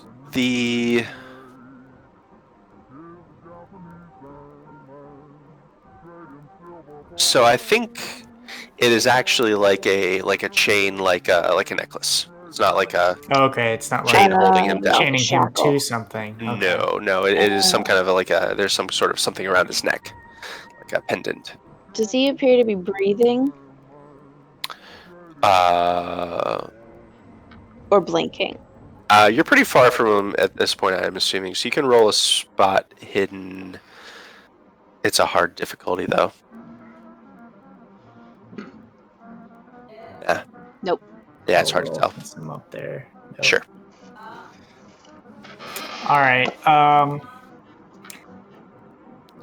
Lester's gonna keep his gun trained on the body, and he's gonna kind of enter the room and move along the edge of the wall, and just kind of like circle around, I guess. Okay. Jimmy will circle around the other way, also with gun trained on it. The father's given like last rites and things like that. Does this smell like a normal dead body? Like, is there something off about it? It's unembalmed for sure. I need you to roll me a spot hidden, Father. Madam's going to follow Lester around that side of the wall. Or whoever's going closer to the table with the papers. We'll get there. Mm-hmm. This is as the father's. This is before the father's even coming into the room. All right. Okay. Push it, Father. I'll push it. No! That was a bad choice. Not great. Not great. Destined to be the first one dead. Yeah, maybe. Good night, bud. Okay. You're blinded by the visions. Son of a baby. Yep. Smacks me. I need to know what everyone but the father is doing. Father's about to die. I'm following either Jimmy or Lester, whoever's moving closer to the table with the papers on it. Yeah, I don't know whether I was going closer to the papers or not. I guess I can randomly choose. It's up to you guys. And then Jimmy just doing the other way, so like the body's between Lester and Jimmy. And Jimmy's got a gun trained on the body, and Jimmy like picked up a piece of like a chunk of like wood that splintered off. Uh-huh. So Jimmy like after we sort of like circle, Jimmy's gonna throw it at the body, see if it moves or reacts. All right, Okay. I'll roll a D100. Evens, I'm going towards the papers. Odds, I'm going the other way. Nice. Push All it. right, I'm going towards the papers. All right. Okay. So as the madam and Lester are going towards the papers, Jimmy's kind of taking a defensive stance. Father, you're about to move into the room. You You dead. Things happened. The rats eat you. Oh. It's always good when TM does that. Oh god. Oh, it's fine. I got more characters to make. It's fine. Everything's great. Roll up that third character. Oh no. Oh no. Why are you making that face? It's fine, Andy. It's fine. Everything's great. I feel like I need to screen grab that face. Jeff, come up. Jesus. Okay. Okay. So, without a sound, Father Nicholas. Oh, you're fucked. You're fucked. You feel a stinging in your side, Oh, like god. in the back of you, and immediately your clothes at your right back start to feel warm and wet. And after only a split second of this does the pain hit, and you suffer an extreme success on this attack. Oh shit, you got shaked. No, you got shanked. For 10 damage. Oh, I'm down. That's all I needed. Oh! Dead. So, oh boy. All right. So Eugene's actually not in here. Let me fix Are you dead? We'll get I there. had 12 We'll get hit there. points. I was at 2. I just lost 12. Oh, because you fell down the You stairs. fell down the stairs. Go on the steps. We're gonna fall down the steps. We're doing fine. So, Father Nicholas, you have now suffered a major wound. Oh, I'm sure I did. Because you have suffered with one attack more than half of your hit points. So major wound. Once you hit 0 hit points with a major wound, you have to make a body roll every round or die. You guys just hear, "The Lord is my shepherd; I shall not." This is quiet. And then there's a shuffling thump, and you see Father Nicholas is on the ground, floating in the air where he was standing is a bloody knife. Nicholas. Everything's great. We're entering initiative. Oh no! I'm sorry. Blood knife.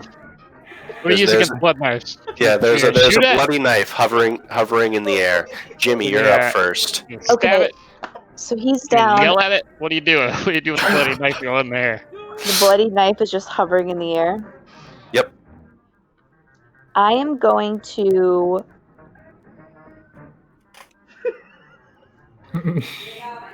How high off the ground is the knife? It's probably like 3 to 4 feet. It looks like it was like mid back where it stabbed Father Nicholas. Father Nicholas. Is it at an angle or is it floating like perpendicular to the ground? It's kind of hovering right now. It's dodging. It's not really dodging, but it's kind of wavering up and down. It's shifting up and down, so it's not like at a particular angle. Shoot it. I am going to It's slowly kind of drifting in space. I'm going to. shoot a foot above it and a few inches to the right of it. So you're not aiming for the knife? No, I am aiming for if there were an invisible person holding the knife, and I'm not sure how tall they were, I am aiming for where I think I'm most likely to make contact with a body. Oh. Okay. Go for it. That's a good roll. That's so good. Do I get to check that off as like a skill? Do those get checks? Not fighting skills. I would Okay. think. All right. No. But extreme success is great for a penetrating weapon because you get max weapon damage plus max damage bonus and 1 extra weapon damage roll. Wow. Wait, one more time. I get what now? You get max weapon damage plus whatever your damage bonus is. So instead of 1d10 plus 2, I just get 12? You get 12 plus 1 extra weapon damage roll, so another D10. That's what the knife did to you. Holy mother of God! Alright, so you snap around and fire off a shot, basically exactly where you would think the attacker's like chest would be. Yeah, I mean, as like a torso, like a big target. Sure, yeah. Since you're not seeing anyone, the knife continues to float. Oh, damn it. Okay. It was a thought. Yep. That was a good thought. You did crazy damage. All right. Yeah, Abe. Father Nicholas. Oh, God. Let's see what happens here. It's been a really long time since I killed someone. It's good. Like at least 2 sessions. At least since Rook. I need you. Oh no, sorry. It's the end of each round, so it's not until the end of this. It's not on your turn. It's the end of the round. Some time. You have a little bit of time. So you're saying there's a chance. So you bleed on the floor. You bleed on the floor is what happens. Madam Merv. She's gonna let out a shriek and run to the table and What's try that to sound like? overend the table to Mm-hmm. No, it doesn't sound like that at all. She's gonna run to the table and try to upend the table to hide behind it, to duck behind it. So you upended the table? Yeah. I'm gonna try to. Okay. All right, you do so. The papers that were on the table sort of fly off of it, and you can see that they are incredibly brittle. And as they start touching the ground, they start to crumble. No. No. Alright, we didn't need those. Papers! So good. It wasn't like a counter curse or anything. It's probably fine. Yeah, you never know. So basically, I'm imagining you're behind the table. There's like the table with its legs pointing towards you, so you're kind of between the legs. Yep. And so the papers are on the other side of the table now, near Jimmy and Lester, but they're kind of turning to dust as you speak. Are you doing any actions while you're back there? I am going to I'm gonna try to get a look at Nicholas. Is he like he's like down? Huh? He is lying still on the floor, and a pool of blood is forming under. It looks like he got stabbed like right in the back. I'm gonna look around the room. Is there anything other than this table and that weird dead guy in the middle? There's not much. No, it's a there's similar like wooden boards around the other 3 walls of this room. There's like a pallet of some like wood on the floor, almost like built like a raft with the body lying on top of it. And there's your friends and the dagger. I'll try to get Jimmy's attention, just waving frantically at him across the room. But that's about it. Okay. Next up is Lester. So I don't know if I do this on my turn or if I get attacked, but Lester's gonna try to like dodge around and try to avoid getting stabbed by the knife, but he's gonna try to go over and grab the knife handle. You're gonna try to grab the knife? Yeah. Grab that knife. Okay. So to do that, you will need to use a fighting maneuver. So you are going to roll your fighting brawl skill. Oh, that's not good. Growl it, Lester. Garrot that knife. This is fighting a garrote is better than fighting brawl. Get your garrote wrapped around the handle. Look how much luck you have. You got this. all right. I don't think you So can spend luck on combat Oh, no, stuff, combat. can you? No, yeah, you're right. Yeah. you can Can't spend push. luck, but you can't push. Can't push. Oh, okay. You can spend luck. In that case, you know what? Yeah, I will spend the 19 luck to. So I actually already rolled a hard success, just so you know. Oh, okay. Don't spend it. it. Don't Yeah, spend it. all right. Screw it. In that You case, can- I it's can- not worth it. It's probably worth, yeah. As you're lunging towards this thing, you see that it is pretty far out of your grasp. Okay. But for a hard success, you'd have to hit a 12, so you'd have to spend like 32 luck. Holy Okay. shit. Yeah, that's more than half my luck. I don't think I'll do that. Father Okay, Nicholas, do it's not worth it. All right, so you try to grab at the knife, but it kind of dodges out of your way.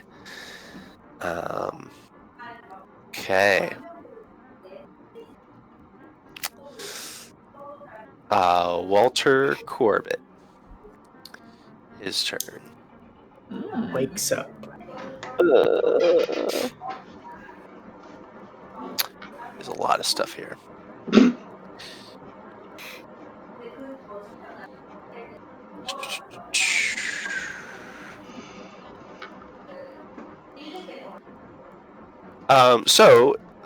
The knife actually hovers and just starts drifting over Father Nicholas's body and stabs towards Lester, I think.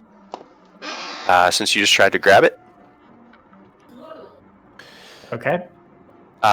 It's so you get to you can either try to dodge it, or which means that you win ties. Like if it rolls a regular success, you win with a regular success. Or you could try to fighting maneuver, which would be brawl. But in that case, you'd have to get better than it. So you'd have to get a hard success if it got a regular success. Yeah, I'm just gonna try to dodge it. Okay. You can do Go it. for it.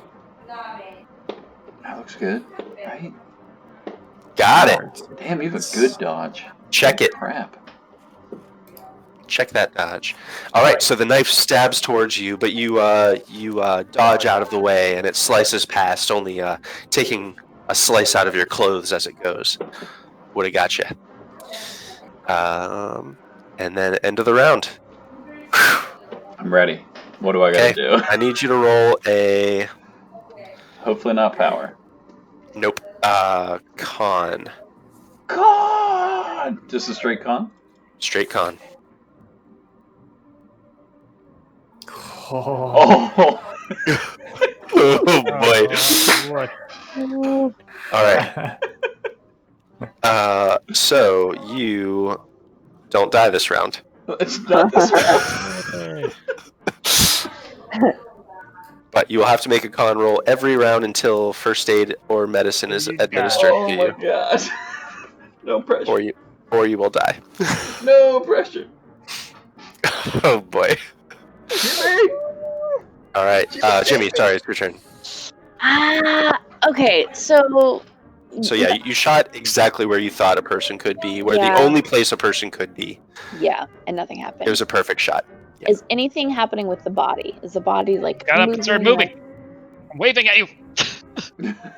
It didn't. Oh, it didn't? It didn't. Oh, It didn't. Okay. It didn't though. It's still lying there.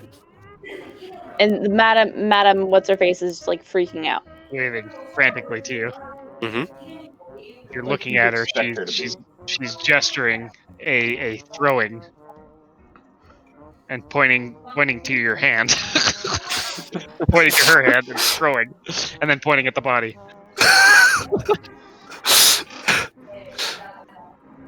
All right. I rush towards the body, opening up my duffel bag, Sure. and I'm gonna douse it in kerosene and light a match. I like that. All right.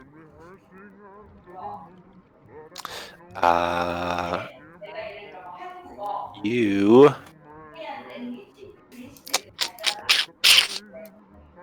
I think that You got trying to think of how much you can accomplish in one round. Yeah. I think you can douse it for sure. Okay.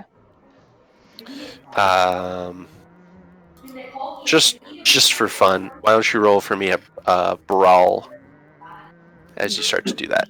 We'll call this like a fighting maneuver. Fighting brawl. Mm-hmm. Okay. Yeah. That's Hard. so good. Hard success. Oh, nice. That's good. So as you start to uncork, you start approaching the body, and you kind of uncork or unscrew the jug of kerosene that you have. The body that's lying on the pallet, which was just lying stock still, seems to sort of rotate up and hover upwards as if it's rolling up on its heels and is standing stock still, staring at you. I need you to roll a sanity. No. Ah! Fail. Okay. As you fail your sanity roll, actually, everyone in the room needs to make a sanity roll. Not me. I'm dead. Yeah, you don't have to. Double click on current. Yeah. You know, thing about chicken wing. Hard success. Oh, nice. Wow. So Madam Merv and Lester McAdams both suffer 1 sanity damage. Jimmy, you suffer 2 sanity damage. Okay. Jimmy, since you failed your sanity roll, as you're approaching, this thing stands up, and the jug of kerosene just like slips. In your surprise, it slips out of your hand and clatters to the floor and starts to roll. Sort of spattering some of it, slowly losing some of the kerosene on the floor. There's still lots in it. Okay. But you are frozen for the round. Okay. Jimmy! Father Nicholas Williams bleeds. I got stabbed real good. Madam Merv, you see the father over there on the ground bleeding. Oh no! You see the bottom. Fall to the ground. The kerosene falls to the ground. You see the body standing stock upright, and you see Lester dancing with a knife. How far is the body, and how far is the kerosene? Probably about like 5 feet apart. There's probably 5 feet between Jimmy and the body at this point. Okay. And how far are they from me? 15 feet, maybe. 15 feet. Reasonable move distance away. Okay. I am going to get up and pull the seance matches from my handbag. Mm-hmm. And I'd like to get close enough to light one and throw it at the kerosene spilled on the ground. Sure. And then, with any additional movement, retreat backwards. Okay. Yeah. So you look. It seems like at the moment none of the kerosene has actually gotten on the body. It's just sort of on the ground between Jimmy and the body. So as you throw the match, the flames light up, and there's a small patch of fire between you and the corpse, Jimmy. Okay. And the jug of kerosene is now on fire. Cool. Or I should say, it's in the middle of it's kerosene. So, like I said, it's not like explosive or anything. But the jug of kerosene is in the middle of the fire. If you wanted to get it. Okay. I'm ready for my turn, though, right?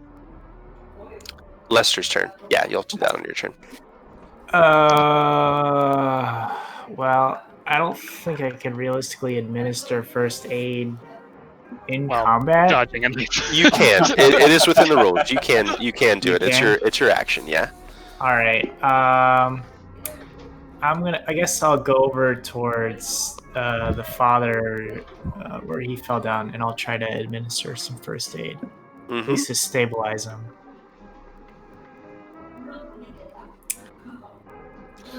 right. Is it worth it though? Well, I'm wondering, do I want to push it or spend the 8 luck? Oh, spin the luck if you push it and you Yeah. fail. Push it and kill him. Put him out of his misery. I'll spend the luck. I'll spend 8 luck. All right. So, Father Nicholas, you. Abe, is that your hair sticking straight up like that? Probably, yeah. Yes, it is. Really long. Been wearing a hat all day. All right, so you're restored to 1 hit point. Awesome hair. You're kind of roused and bound. You're at 1 hit point. Yeah.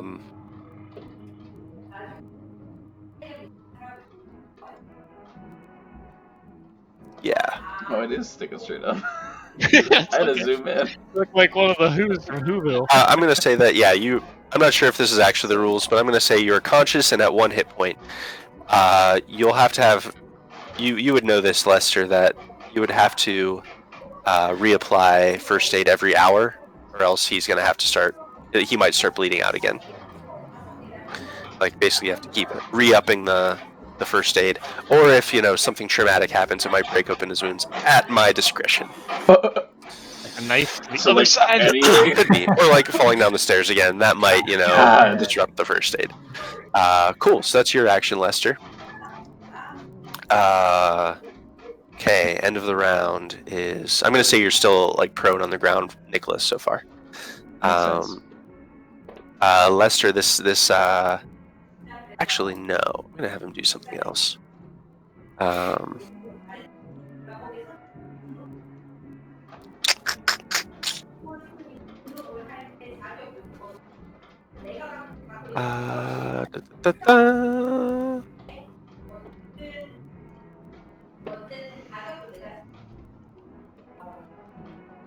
Okay.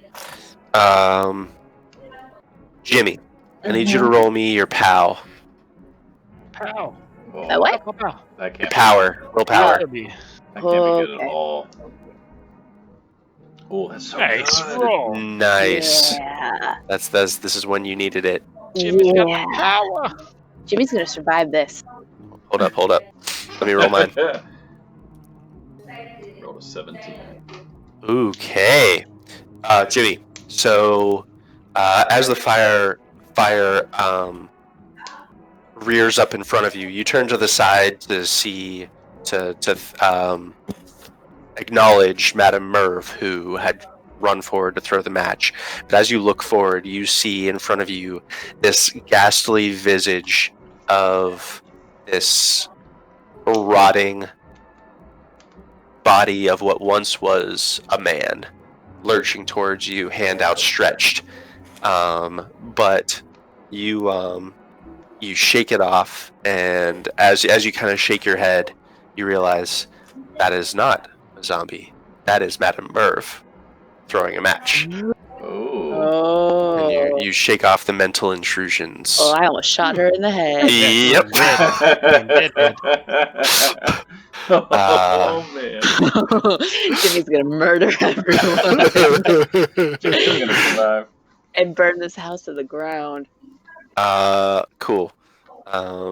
Now we're up to the top of the round. It is Jimmy, your turn. Okay, so the body is floating or standing? Standing. It hasn't really moved since it stood up. Okay. And the kerosene is lying on the ground within reach? Yeah, it's in the fire right now. Okay. Do I think I can get it without dealing too much damage to myself? You will have to touch fire. Okay, that's fine. Yeah, it looks like there's like kerosene on the outside of the jar, so at the very least you're going to be touching burning kerosene. Okay. I am going to... How fragile is the jar itself? Do you think I can easily smash it? It's probably metal. It's probably a metal can. Okay, so not like breakable. Nah, it's probably a metal, like it's probably some kind of a steel can. Okay, I am going to grab it and pour it over this thing's head. Okay. So in grabbing it, you suffer 2 damage as you grab onto this, and you can feel the oily substance over your hands starting to light onto your hand and onto your arm. I need you to make a fighting maneuver, which I believe is brawl, and this will be versus his dodge. You can do it. Damn. Jesus, Rachel. Yeah. Okay. Corbitt. So you start sloshing kerosene at it, and since you got the hard success, you, as you're sloshing it, catch with your own burning arm, start to catch some of the kerosene, and this body itself lights, and it suffers. I'm still learning these things like stat sheets, so bear with me. This thing has that many hit points. Nope. Just one. Nope. It has that many hit points. 1 minus 2. This thing also has spells, so I'm also kind of learning spells. In case you haven't figured out, it has spells. Because it started with that. Okay, so As I am pouring kerosene on it, am I close enough to see what's on the chain around its neck? Is there like a symbol or anything, or is it just like a chain? around his neck, yeah, sure, I'll give it to you. You see there's a tarnished, dull gray pendant of 3 branched Ys surrounding an eye. Okay. Oh, shit, is that thing? See, he has this. He has this spell. How many?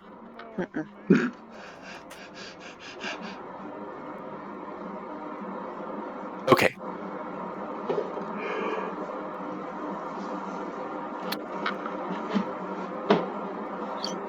Okay, so you douse him with some fire. Yeah. And yep, you douse him. The fire gets on him. As you watch, it starts to burn. So far, just doing some superficial damage, but you see some chunks of flesh start to curl and wisp, giving off this like acrid aroma of burned, rotted flesh. Gross. But he does suffer. Actually, he doesn't suffer any damage yet. Okay. But it seems like there is like chunks of him that are starting to burn away. Okay. Can I? But you also remembered reading us something about him having like found some kind of spell in the book that can give him protection. Yeah. Can I also back away? Spells we just ruined.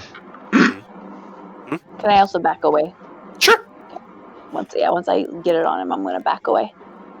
All right, he is on fire a little bit. Father Nicholas, you're up. Ow! So I'm prone at the moment, and there's a floating dagger above my head, and a burning man. Yep.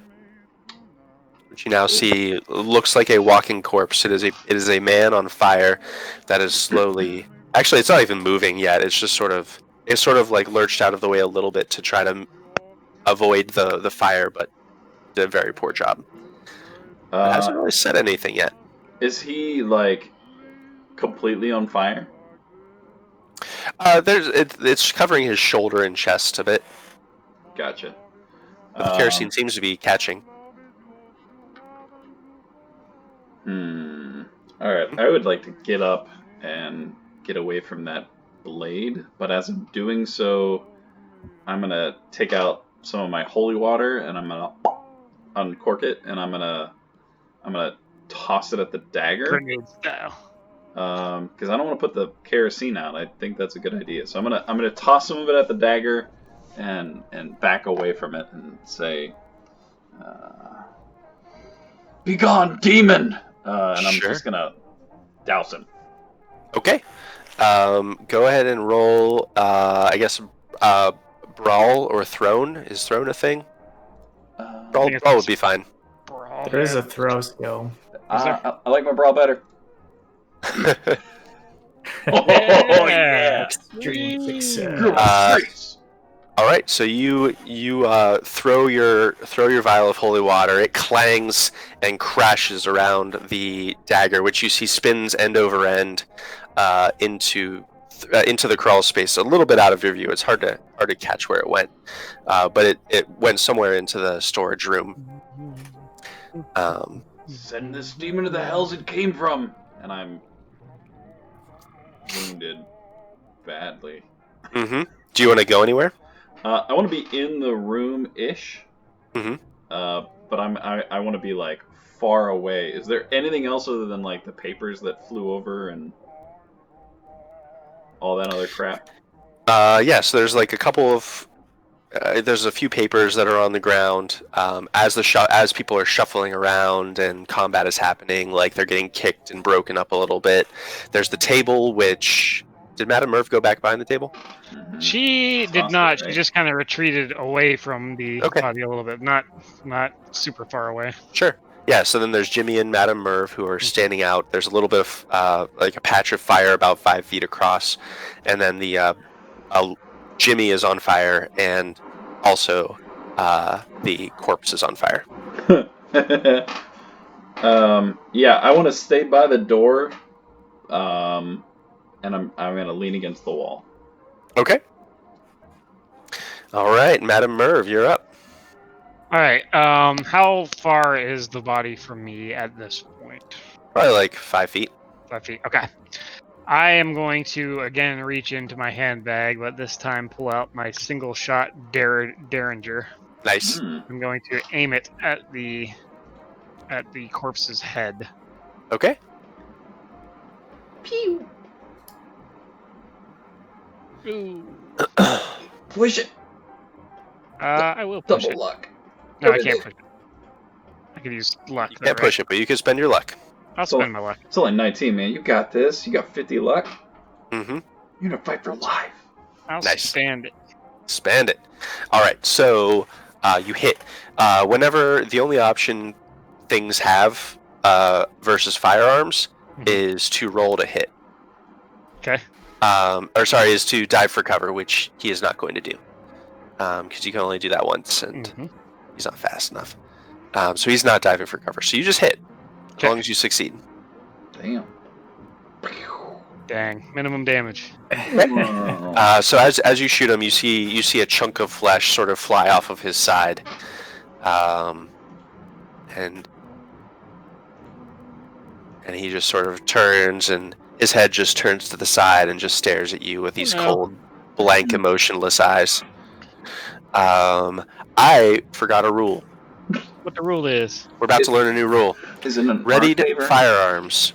People planning on using firearms for their turn get plus 50 to their initiative. Because it's way faster to shoot someone than it is to stab them. So now that you have a gun ready, or if someone has a gun ready for the round, basically you get plus 50 to your initiative, so you go that much faster.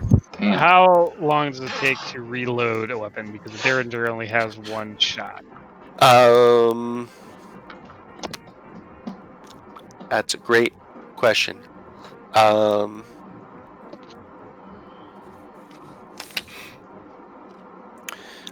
think I'll say it takes an action. Okay. An action to reload. We'll say that'll be like a turn. Around there, but yeah, that sounds about right. Yeah. Lester, you're up. All right. You got a better view of the dagger as it got splashed away from you, but it looks like it kind of like skittered to the floor in the storage room, but is starting to float back up into the air and point towards the opening where you guys are again. Okay. There's not really anything to block off the room.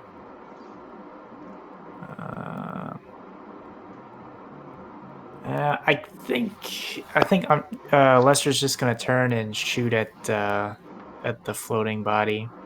Okay, go for it. All right.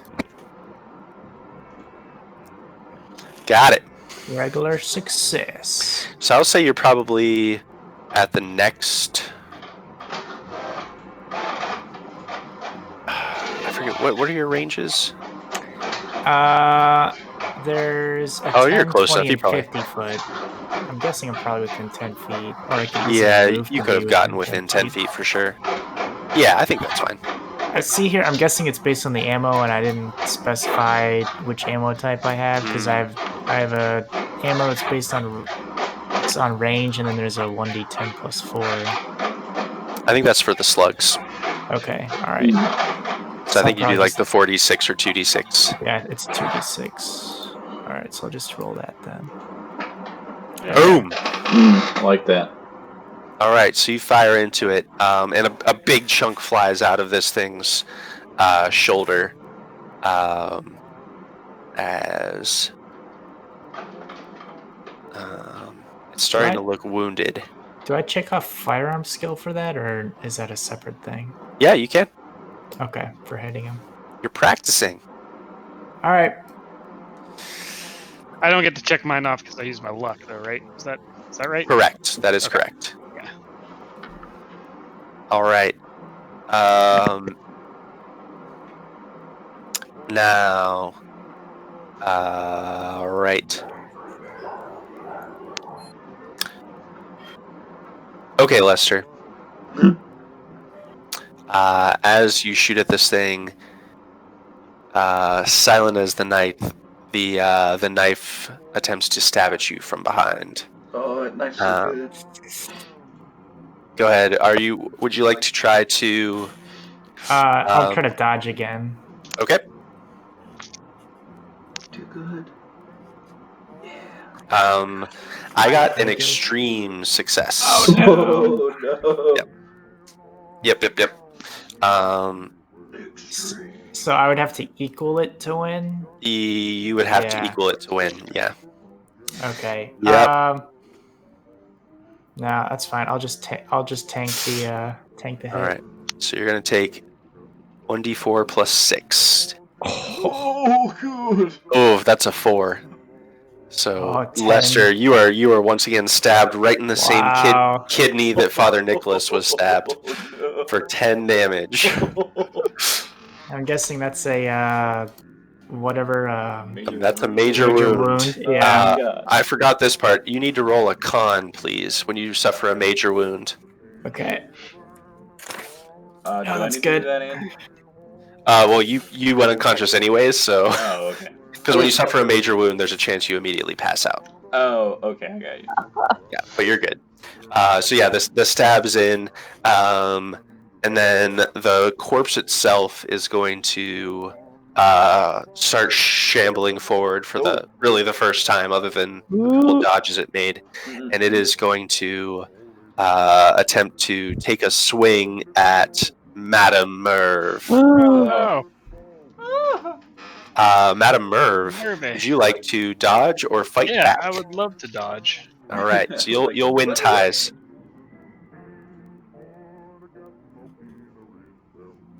What do I roll? Sorry. Your dodge. My dodge skill.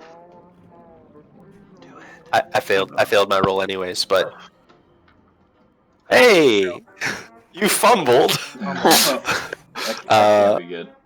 So I will say that your fumble involves this. So he doesn't hit you, but instead you, as you're backing away, frightened, you stumble over the table and kind of wrench your ankle a little bit and suffer 1 damage from the stumble. Oh, no. But he is not able to claw you with his mitts. All right, next round is Jimmy. He's got oven mitts. Okay. I am on fire? You are on fire, yeah. Alright, Alright, first things first, I'm gonna attempt to put out my fire. Yeah, that'll probably take your action, but you probably could do it. Alright. Because it's kind of like spreading up your arm where you were, because you still have the kerosene can in your hand, and it's just sort of like you can feel the kerosene on your wrist just burning. Yeah, alright. I'm gonna throw the kerosene can at the monster, because I have to drop it anyways. I'm just getting rid of the kerosene can. Sure. And then I'm going to attempt to put out my fire. All right. I'm going to say he suffers another damage as he is also on fire still and doesn't put it out. Okay, so you're going to attempt to put out the fire? Yeah, I'm gonna put out the fire. Sure. And next goal is gonna be shoot him. So if I can get my gun out this round, or sure. Okay. What would be put out a fire roll?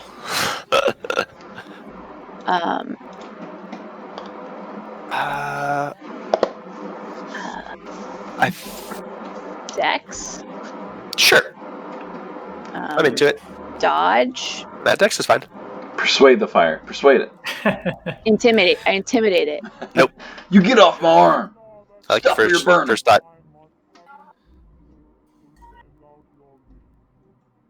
Great. Nice. Yeah. It takes some time, but you kind of take your jacket off and start smothering your arm. How about this? If you want to spend luck to make it a hard success, I'll let you get your gun out as well. Yeah. Done. Okay. With your hard success, you do it fast enough that you can actually have time to pull your gun out. All right.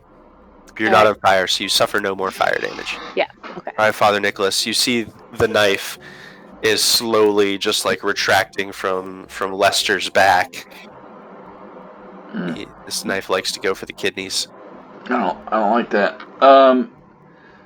I forget. This is me, not Father. The medicine checks. Is it worth actually doing? Would it help them at all? A medicine check would. Well. Could I get him more hit points back?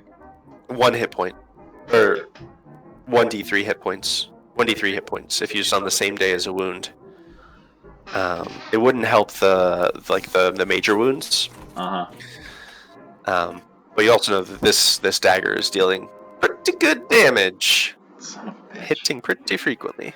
All right, so there's a floating dagger. There's a fiery corpse. Some random papers that have started to disintegrate. Uh-huh. Oh, fuck. I don't even know what to do. I'm gonna go after the dagger. What are you gonna do? I want to try to grab the dagger. All right, so you're gonna roll a fighting maneuver. Okay. That's good. That's good. That's good. I'm gonna roll his power versus your fighting maneuver. Don't do that. Just don't. I rolled an 88, which is only a regular success. Only. So.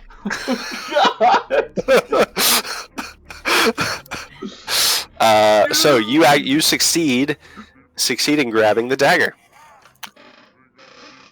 Can I attempt to throw it on the same turn? No. Let's see. So turn is when's the roll?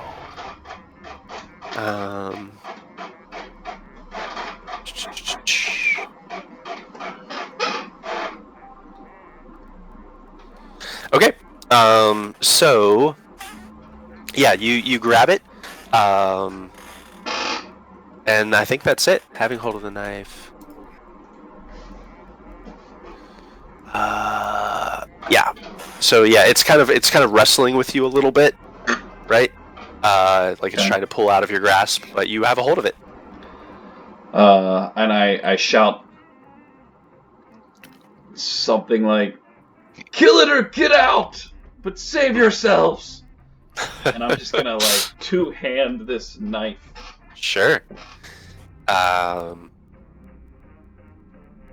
All right, Madam Merv, you are up. Okay. I'm going to drop my Derringer, and I'm going to pull my switchblade from my stockings. Wow. Listen, she gets a lot of grifters in her shops. Sure. She gave up on the seancing. She gave up on the seance thing real quick. Yeah. She figures this isn't a very friendly spirit at this point. Sure. She's going to try to stab it in the head. Okay. You'll have a bonus die since 1BD. it's already been attacked this round. Okay. Here we go. Ooh, Got it. Yeah. Hard success. Do you want to make it an extreme success? I feel like you should. What's that spend? It's only 6. 6. It's worth it. Yeah, I'll Do do it. it back. What All right. the So, with your extreme success, then you deal maximum damage, Oh, max damage? and you roll another die. So maximum damage plus 1 die. Okay. So Maximum 4 damage. is the maximum on that. Plus a 1d4. Yep. Roll a 4. Roll a 4. And 2. I mean, okay. Okay. So that's 6 damage, yeah? Yeah. All right, so as you slash into this thing's chest, your blade cuts through between a couple of ribs and slices across this like partially mummified flesh, Ew. and this black ichor spills out over your fingers, Mm. Ugh. Mm-mm. giving a kind of like a sickly, sweet, sticky smell in the air. He's filled with syrup. Yuck. Mm-hmm. Lester, you are up. All right. I guess since the father has control of the knife, Mhm. for now, Lester's just gonna try to shoot Corbitt's body again. Sure. At this point, it's going to be with this thing sort of and Madame Merv being close to each other with the shotgun. It's going to be pretty tough not to hit Madame Merv That's true. Okay. with the shotgun. You could try, but I'm gonna say it's gonna be either a penalty die or you're gonna have to hit hard. Hard success. Real hard. I think maybe we'll do a hard success. Okay. Yeah, I think that's probably better than trying to get into the middle of it. Sure, and there will be a chance you'll hit her. See you, Okay. Madame Merv. See ya. We got lots of luck. Got to get shotgun. Oh, Hey! Not even needed. Nice. Nice. All right. What is your maximum damage on that shotgun? So within 10 feet, it's 2d6. Is it really? Jeez. Yeah, Yes. The 12. it's gonna be 12, and then I guess another d6. I guess. Yeah. Okay. No, just Nice. one extra weapon damage roll, so it would be another 2d6. Oh, really? Yeah, because it says Alright. weapon damage roll. It's another Slam 6, so 18. So 18. Jeez. That's awesome. So,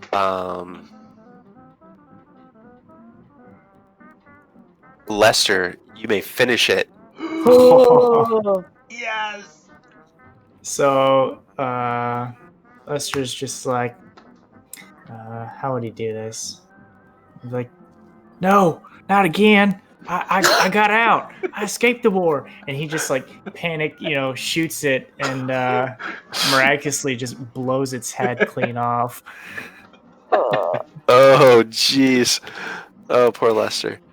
He's kind of like half laying on the ground from his stab wound and just shoots upward. Yeah, for sure. All right, so you shoot into it, and the body flies backward and kind of slumps against the wall, and falls to the floor. The dagger kind of goes limp in your hand, Father Nicholas. We have to finish this. How much more kerosene do you have? Just a Quickly now, Jimmy. Burn the body. In my Molotovs. Douse it. Yeah, I take out the Molotovs that I had pre-made, and Uh-huh. I pour those over. I'm gonna start Right getting into- last rites. I'm gonna Okay. start like spreading incense or lighting incense over it. Okay. Waving in the air. And I'll get the wood that I was busting up with my sledgehammer and put some kindling around it and under it. Mm-hmm. All right. House down. Yeah. That's right.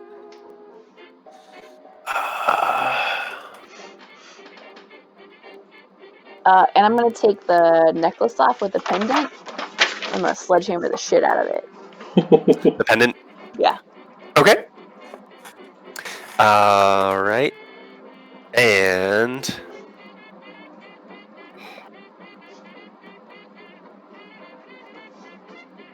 okay.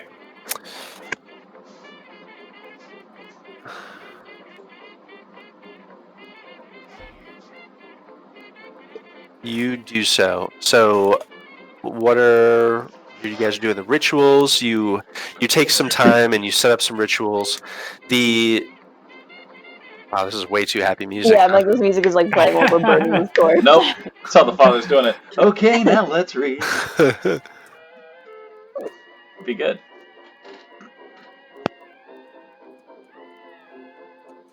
There we go.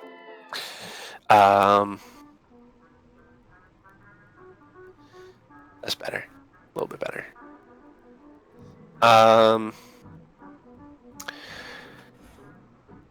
So you guys start committing your rituals over this body, partly by routine, but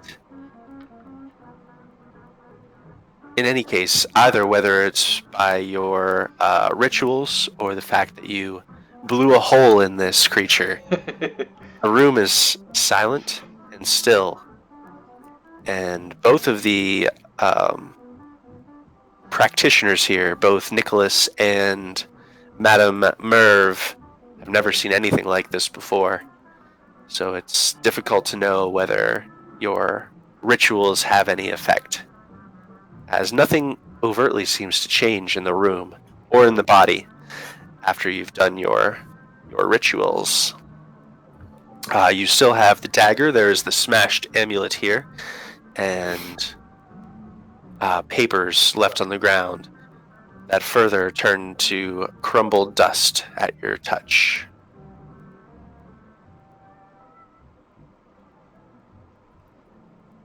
What would you like to do with the amulet and dagger? And body. Wait, the body's burning. Yeah, amulet smashed with my I think we sledgehammer. burn the body last, so we can leave while we're burning it. Sure. I think Jimmy's smashing that amulet. Smashing it. Can I look at the dagger? Yeah, smash the shit out. Don't touch it. You're gonna be cursed your blood forever. I'm still holding it. I'm about to stab all of you. Oh. Yep. Yeah, I want to look at it. Is there anything like markings or carvings or anything? Anything written in language other? Along the blade, as you're looking at it now, the blade itself seems to be the sides of it. It's a regular kind of metal Bowie knife, sized hunting knife. But its blade isn't silver. It's almost black and rough. Almost as if it's made out of some kind of a rough stone. But you realize it isn't stone. It is some kind of caked and dried blood built up over years and years of never being cleaned. Ew. Gross. That stabbed you. Oh, that's gonna be an infection. Is there anything in the room, even a rock on the ground, that I can try to scrape off to see if it's truly metal underneath? Sure. Yeah. You even just finding the wooden walls where you found the crawl space, you start to scrape the blade along it, and it does indeed seem to be just a regular steel knife that is kind of rusted in some places underneath the blood. There's lots of rust spots in it. And kind of carved, or I should say etched into the base of the blade is a phrase in Latin, which I assume you understand. I don't know if I ever actually had a second language. Well, then. Let me look. Language other. So yeah, I would imagine. I would take that. I mean, that seems religious, right? I see language your own. You're really good at English. I'm like super good at English. Hold on. Where did I just fucking find that? Members of the clergy. Occupational skills. Language other. Yeah. Okay. I just apparently never picked it. It is a phrase in Latin that says, drink to the dark man.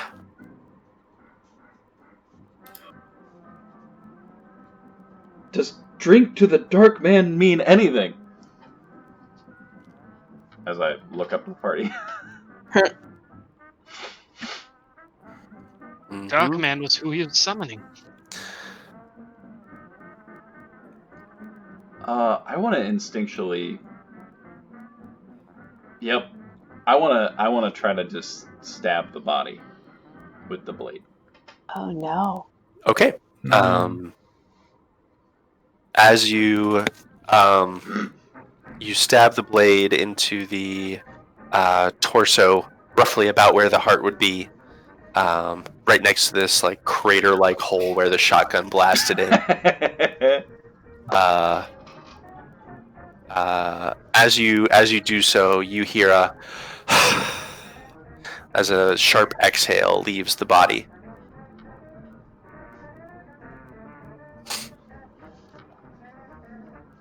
And then there's nothing.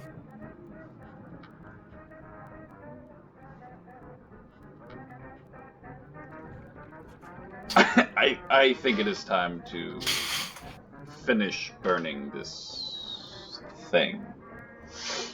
I agree. Right. So you guys burn the body and walk away. Yep. Should we burn it outside? Like for real? Should we just burn the whole house down? I mean, I don't think the father would care at this point. Yeah, I feel like the landlord's not gonna like that too much, but Yeah. I mean, some shit's gone down, so. I'm pretty sure I'm still bleeding internally, so you know. You guys are both really hurt. Yeah. and for sure the doctor's going to need or the pastor's going to need a doctor, some real medical attention real soon. I'm gonna need a third member. So I think if we just like build up, the basement ceiling's probably high enough that if we just like put some like kindling around this body, like the body's going to burn and not set the house on fire. If the house burns, the house burns. All right. You just have to look for a new employer. Yeah, we just need to make sure the body burns.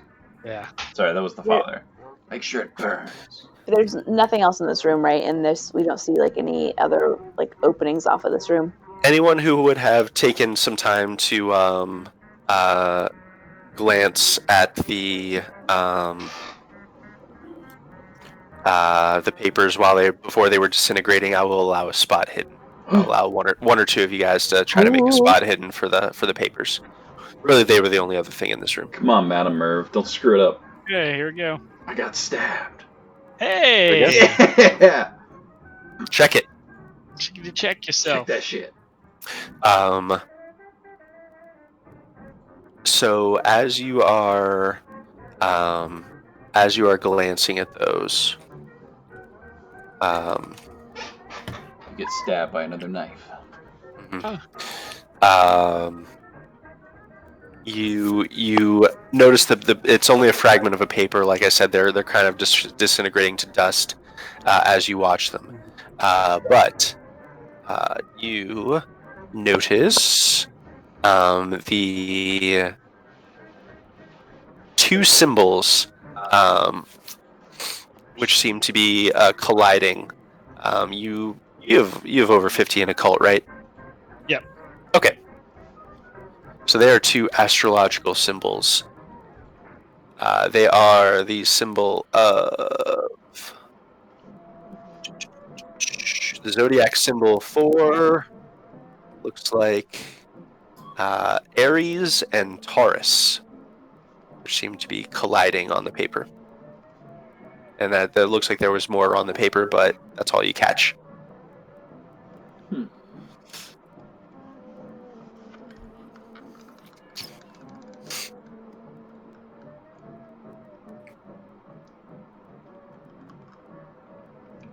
And with that, the body alights, and you guys leave the house behind. What do you report to Mr. Knott as we wind toward a conclusion of this arch of the story? I'll leave that to his hires. Jimmy, you explain, Jimmy. Yeah, Father's walking away. Peace. I was never. I think Jimmy's inclined to just like tell him the truth. Mm-hmm. Jimmy's about to be locked up in the asylum. I think Jimmy just tells him the truth. Okay. There was a zombie in there. Yeah, he's obviously he's not super inclined to believe you, but he says, "I guess anything's possible, but as long as I'm not going to have any more problems." He pays you all for your efforts, including the two who weren't hired on in the first place. Pays you a decent sum. Everyone gains 1d6. I'll let you roll it. 1d6 sanity points as part of your reward. Oh yeah, I need those. You guys also have the worm-eaten book from the chapel, as well as the diaries of William Corbitt, as well as rewards for this. But that ends the story of 20 Sheaf Street and the Chapel of Contemplation for now. I don't know where we're going to go next with game, but if you guys would like a near future little epilogue, if you want to say a few words about like what your character would be doing next after this experience with the haunted house. Kind of haunted house, maybe haunted house, who knows? Jimmy totally tracks down the councilman, and also first he wants to say like how old the councilman is now, if he's still like active, and then also the Michael Thomas, the pastor, see if he is still alive and where he is. Mm-hmm. That's what he tries to do. Yeah, he's gonna track them down. Try to. Mm-hmm. Yeah, I think Lester would try to help Jimmy with these endeavors. Sure. So you guys are off trying to do that. Mm-hmm. What about the all right, father so you guys is in a bed right next to Eugene trying to recover. It's looking pretty wrecked. They probably bicker a lot. How about Madame Merv? I feel like the Madam is intrigued by this cult and has gone off to see if she can find more on this cult of this dark man. Nice. It would be hilarious if because of her like twisted ankle, she was in the same hospital room with like these two critically damaged. She's like, oh, my ankle. He aids Father Nicholas in his convalescence. Nice. That's right. So she's gonna try to find out more of the truth of these matters. This strikes her as something not exactly spiritual. This was more than a haunting. This was a body, a never dead person, or perhaps someone who was dead that is now moving again. There were also all the mystical powers that were happening as well. So there's a lot for her to digest here and unpack. But It's unclear whether this was anything demonic or spiritual, which are the things people talk about, or maybe something different, something more alien and more strange. How about the professor? The professor is probably just going to go back to Miskatonic University. Not really changed much, other than that one shaken experience. Mm-hmm.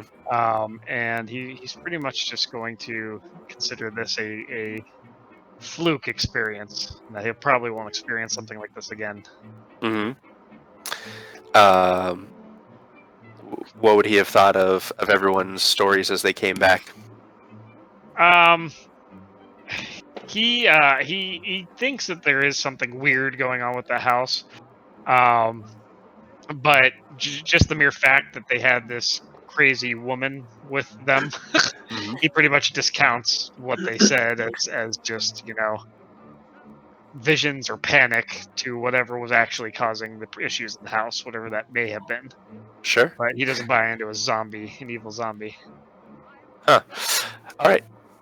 Right. Would he have ever worked up the nerve to go visit the house himself after the fact?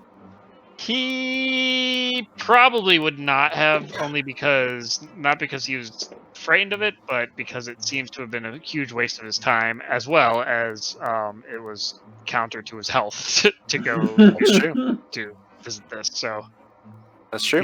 he just feels done with it. Sure. All right. Well, thus ends the story of 20 Sheaf Street.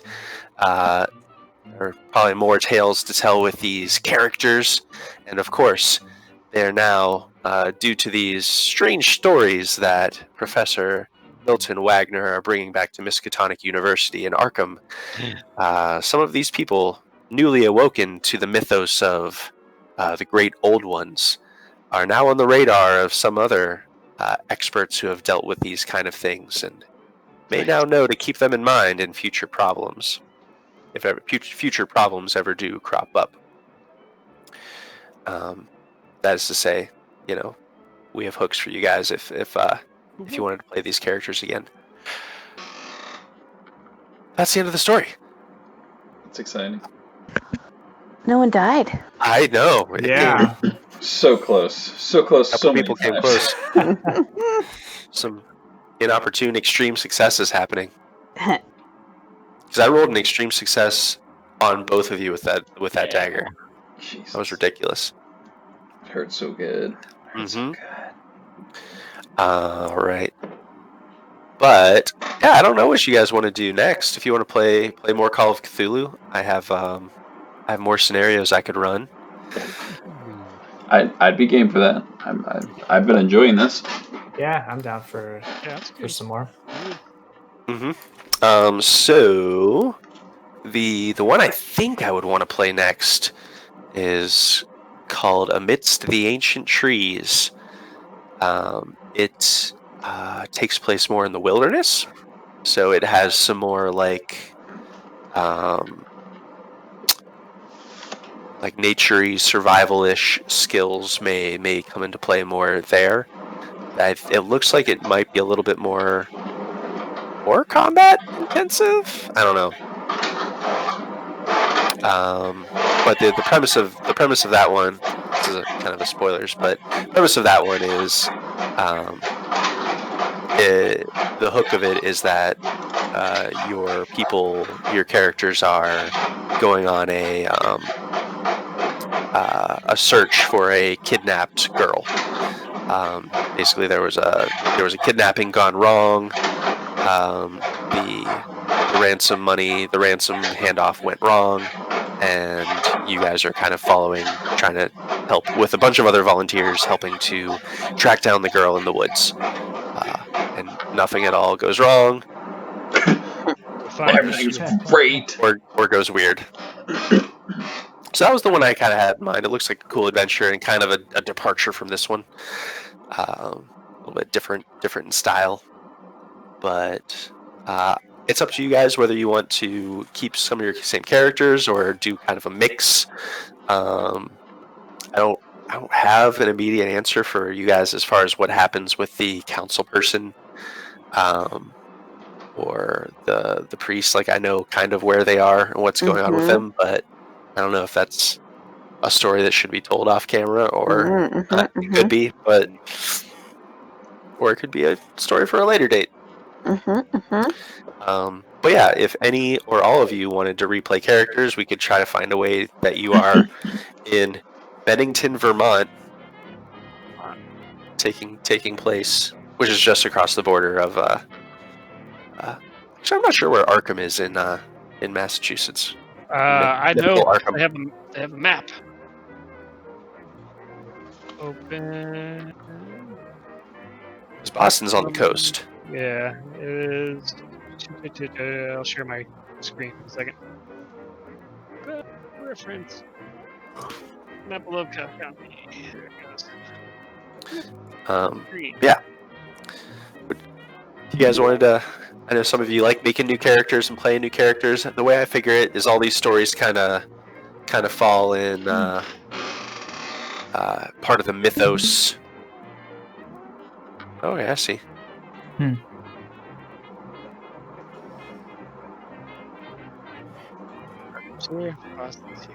Okay. So see Vermont there? That's Bennington's all the way over there. Got it. Interesting. But yeah, if you want to play the same characters, we can figure out a reason why you would be helping on a random kidnapping case. I feel like skills-wise, Lester he's kind of an outdoorsy, he's got tracking skill and stuff like that. Honestly, I wrote down if Nick survives that he would be more cut up and gruff. So I could see him kind of going along maybe with Lester now. Whatever that was certainly defies explanation in any holy texts you've seen. Yeah, I think I would do whatever I could to save people from it. Sure. I'm gonna make a new character. Yep, called that.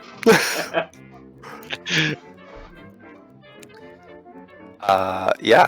I think I'm gonna keep Jimmy. Sure. I think Jimmy's gonna turn into like a paranormal investigator after his brush with the weird. Yeah. So that's Well, I'll look at what we're gonna do. Because we'd have to figure out like a reason why you guys are, and it's not even like maybe it's not you're even maybe not there for any purpose. Maybe you're just passing through Bennington to somewhere else, like because it's on the way to Albany, New York, for instance. Okay. You could have just been passing through and like perfect timing of like, a